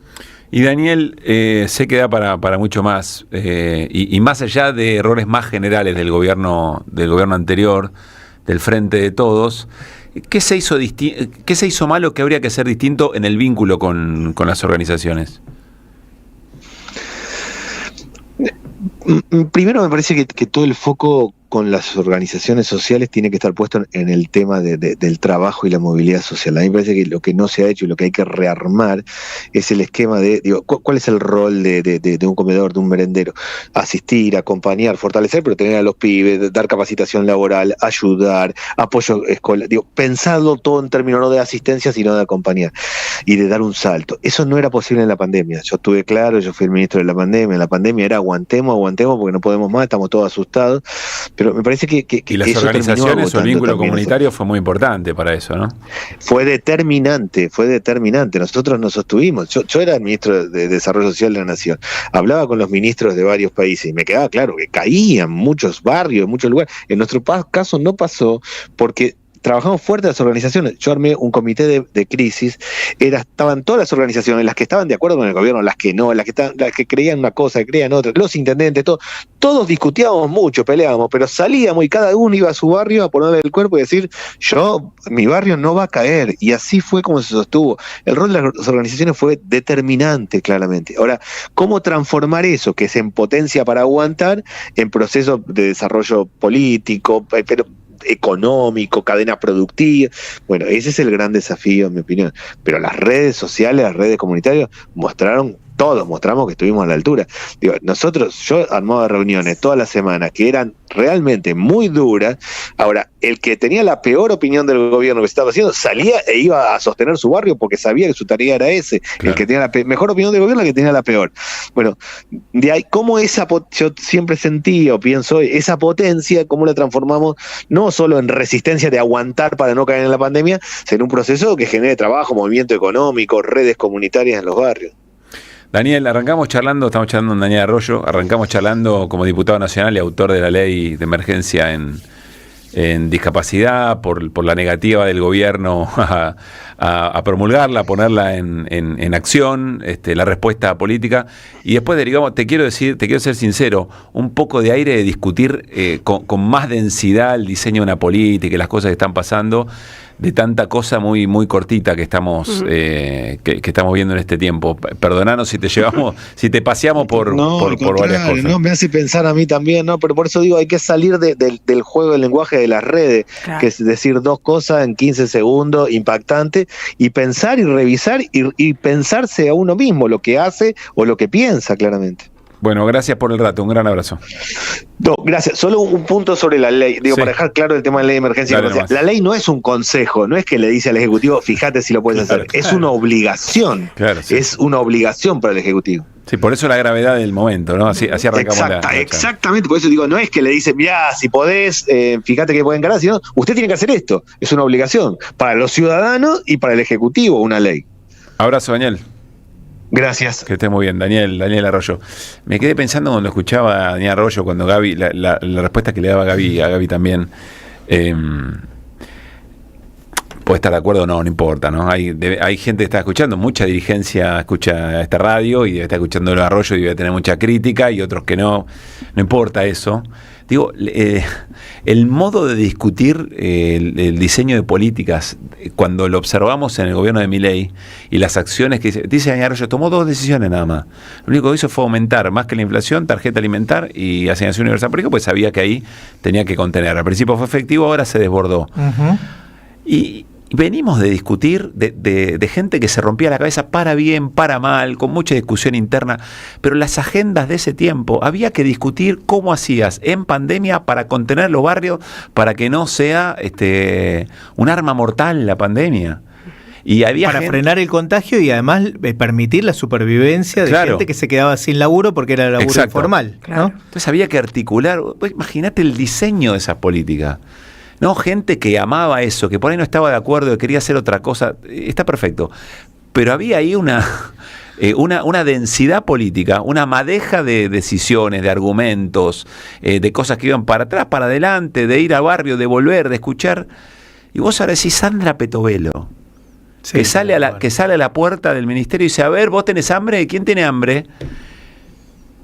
Es tremendo lo que... Bueno, es el contraste, lo dijo él recién en la última locución, el contraste entre las redes sociales y la verdadera red social. Porque usó la misma frase hablando de la red social que tejían las organizaciones en tiempo pandémico y en tiempo donde, se pone uno a trabajar por los más vulnerables. Pero la diferencia de las redes sociales. No sé si se hizo bien, si se hizo mal, pero había gente tratando... Lo que pasa es que en un punto es desesperante, ¿no? Porque se convirtió en mala palabra, lograron que se convierta en mala palabra el gobierno de Alberto Fernández, que efectivamente hizo muchas cosas mal o muchas cosas que a uno le hubieran gustado que sean de otra manera. Pero el contraste es tan grande que al lado de lo que está ocurriendo ahora sé, era, no sé, el mundo perfecto, qué sé yo. Por supuesto lo estoy... Y al mismo tiempo originario de la frustración que nos trajo hasta acá. Pero lógico, es parte de lo que nos trajo hasta acá, pero tenemos que tener la capacidad de rescatar y de recordar todas esas cosas, porque también se hacían, también ocurrían, seguramente se podrían haber hecho mejor. Mirá, de hecho, yo mismo me veo obligado a decir esto, ¿no? A la hora de rescatar un montón de cosas que se estaban haciendo, que funcionaban, que se vivía mucho mejor de lo que se vive ahora, me veo obligado a decir se tendría que haber hecho mejor, porque es real, es parte de la realidad, pero el contraste es tan grande, fuimos de un lugar a otro extremadamente opuesto, que es importante que recordemos eso, que rescatemos eso y que lo tengamos también presente en nuestra memoria para hacerlo mejor la próxima, pero también para evitar que venga algo como esto. Pero ¿no? es verdad lo que dice Luispa, se valora poco. Una pandemia tuvieron que atravesar. Está bien, con todas las peleas que había en el medio, pero Argentina tuvo... Sí, peleas internas que ya estaban, ¿no? Sí. Claro. No, que se armaron mal. Sí, ahora se dan de otra manera y entre otros sectores, pero se tuvo que diseñar un esquema de contención en la red de salud pública de un país. Y Argentina tuvo un buen desempeño en la pandemia. Todo fue trágico, todo fue dramático, fue horrible. Pero Argentina tuvo un buen desempeño. Y para poder tener un desempeño en una situación de esas características... es porque algo hiciste, ¿no? Porque materia gris había, porque había vocación política, porque había gente formada. Después te tocó la sequía. Y también tuviste 20.000 millones de dólares para atrás, ¿viste? Y de vuelta, y en medio de todos los quilombos, y el fondo, etcétera, etcétera. Después te vino la guerra nuclear. Si el sector energético era lo tuyo, y era la posibilidad de volver por la guerra en Ucrania, y se pudrió todo de vuelta. Qué sé yo, ojalá tengamos, porque además no tenemos tanto tiempo para revisar, ¿no?, las experiencias políticas y poner en marcha otra cosa, ¿no? Y no, porque todo el tiempo hay que ir resolviendo. Nunca para. Nunca para. 47, perdón. Deja tu mensaje en nuestra línea de oyentes de WhatsApp. 11 3200 0530. Somos Radio AM530. Somos los engranajes de una máquina infernal. Somos las marionetas de este proyecto global.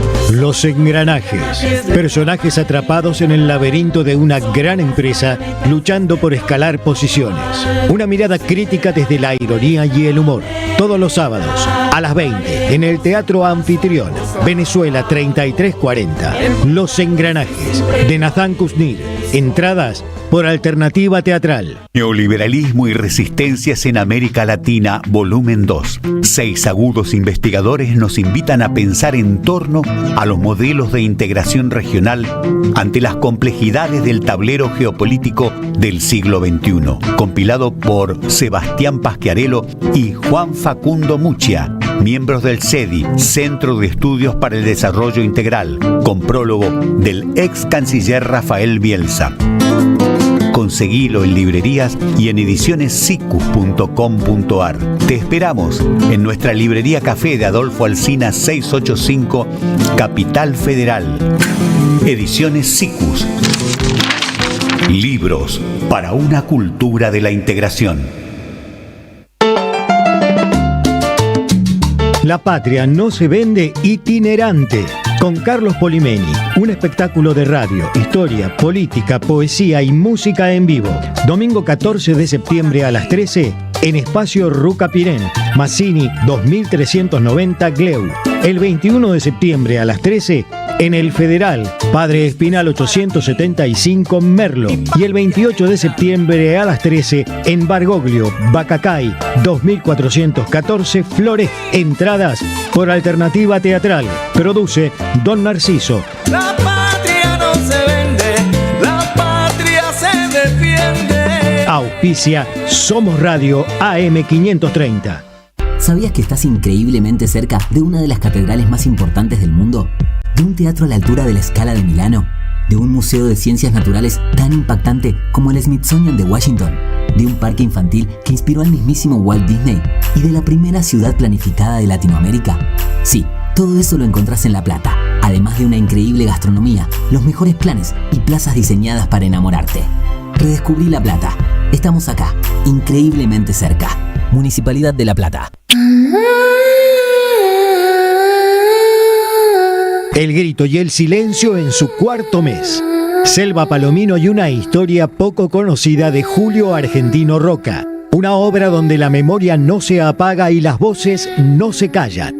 Con Gabriela Villalonga y Luciana Procaccini. Dirige Fabi Maneiro. Viernes a las 20:30 en Andamio 90. Paraná 660. Entradas por Alternativa Teatral. La marca líder en Argentina de filtros de aceite, aire y combustible para tu auto se llama Prix. Prix, rendimiento superior. Tronador, agua mineral, botellones y dispensers para el hogar y la oficina. Hacé tu pedido al 4201-2627 o mandanos un mail a info@aguatronador.com.ar. Tronador, agua de mesa envasada. 12 de octubre 632 en Avellaneda. Las voces se multiplican. Nuestra comunidad se agranda. Hola, mi nombre es Martín Sandoval, vivo en Tigre, en Buenos Aires. Increíble lo que mejoró la radio, antes no se podía escuchar casi. Lo escucho todos los días al programa, todo el día la radio prendida, pero había días que no se escuchaba y ahora increíble. Me puse tan contento hoy a la mañana cuando la aprendí y se escuchaba tan bien. Gracias a la comunidad 530, renovamos nuestra planta transmisora. Más potencia, más llegada. AM 530 Somos Radio. A todo el país. Que vuelvan las ideas. Hasta las 18. Ideas que regresan en el magazine informativo de la 530. Que vuelvan las ideas. Que vuelvan las ideas. Que vuelvan.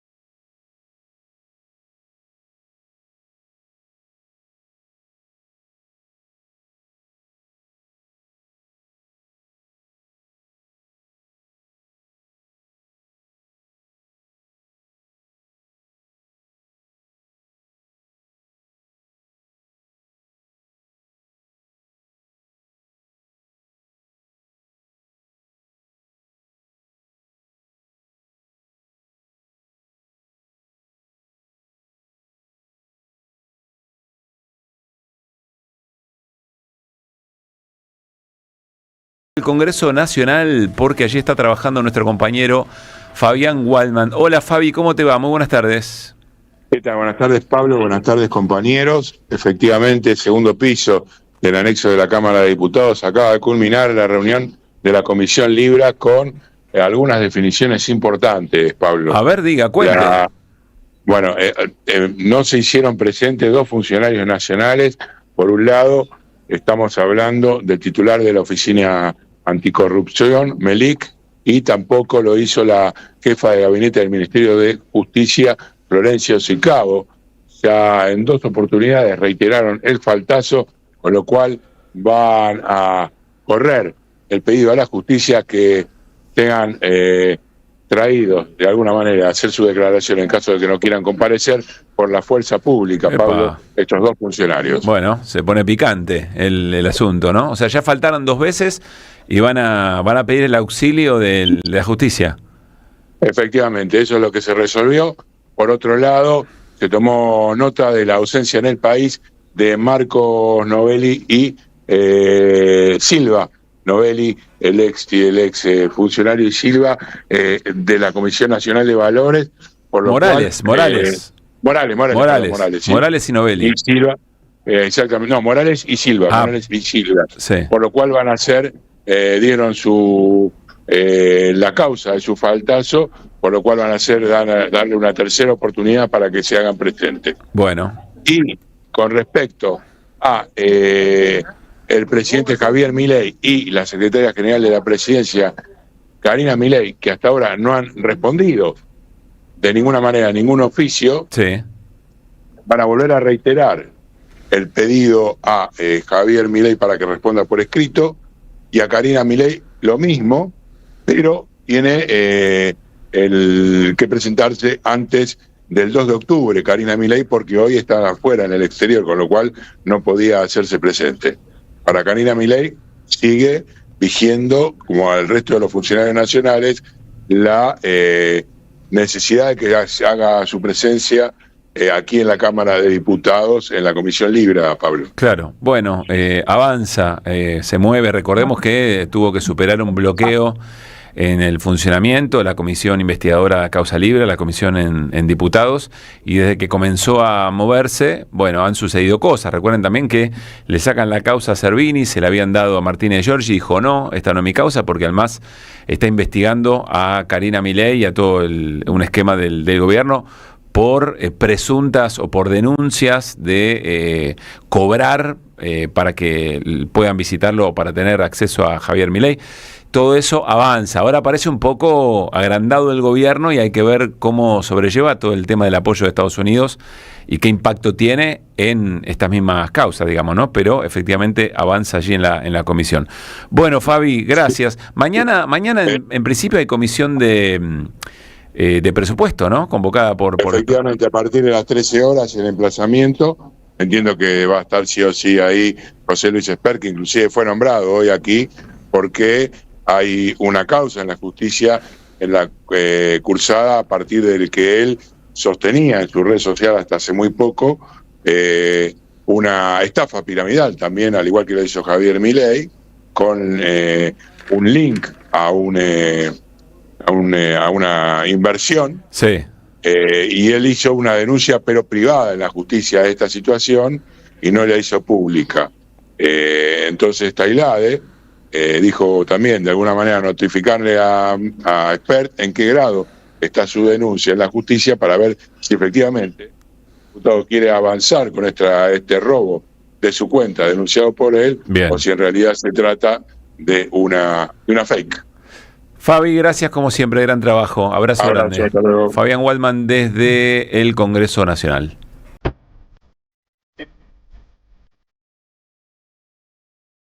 Que vuelvan las ideas. Que vuelvan.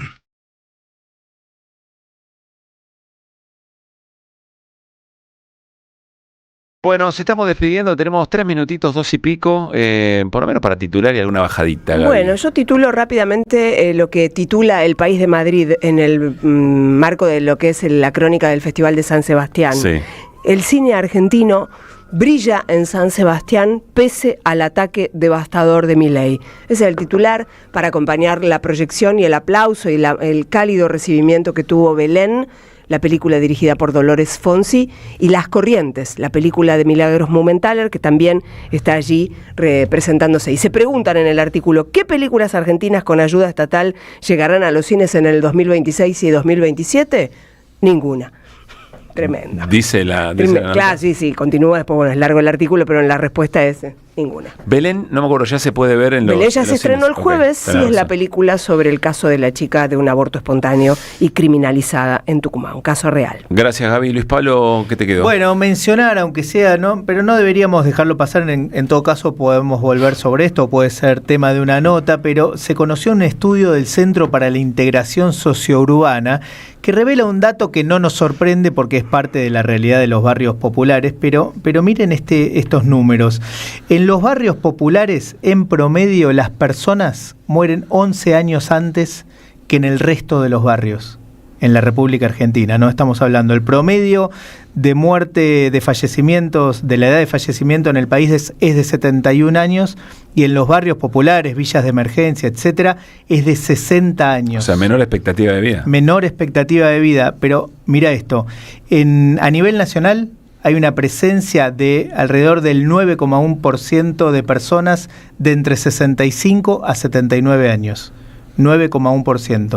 En los barrios populares, gente de esa misma edad es del 2,6%. Tremendo ese dato, Es tremendo. Por supuesto, es un indicador de muchísimas cosas, de condiciones de vida, de alimentación, de atención de la salud, de muchísimas cosas. Me parece que vale la pena mencionarlo para seguir problematizándolo. Claro que sí. Bueno, nos estamos despidiendo. Estamos cerrando que vuelvan las ideas de martes. Nos vamos a reencontrar mañana a las 4 de la tarde. O vivo. Charly Escalante, ¿cómo? Goodbye. Está practicando. Goodbye, we are alone. Está practicando. Empecé a practicar puteada, Gaby. Son of a bitch. Charly Escalante en la puesta en el aire, Alejandro Aymú produce, Vicente Castro en la operación de video, Mariano Randazzo edita, Nicola Cava nos coordina. Así como lo ven, nos coordina. Nos vemos mañana, quédense porque Andrea Recupero y todo el equipo hacen la vuelta completa en la 530. Gran abrazo.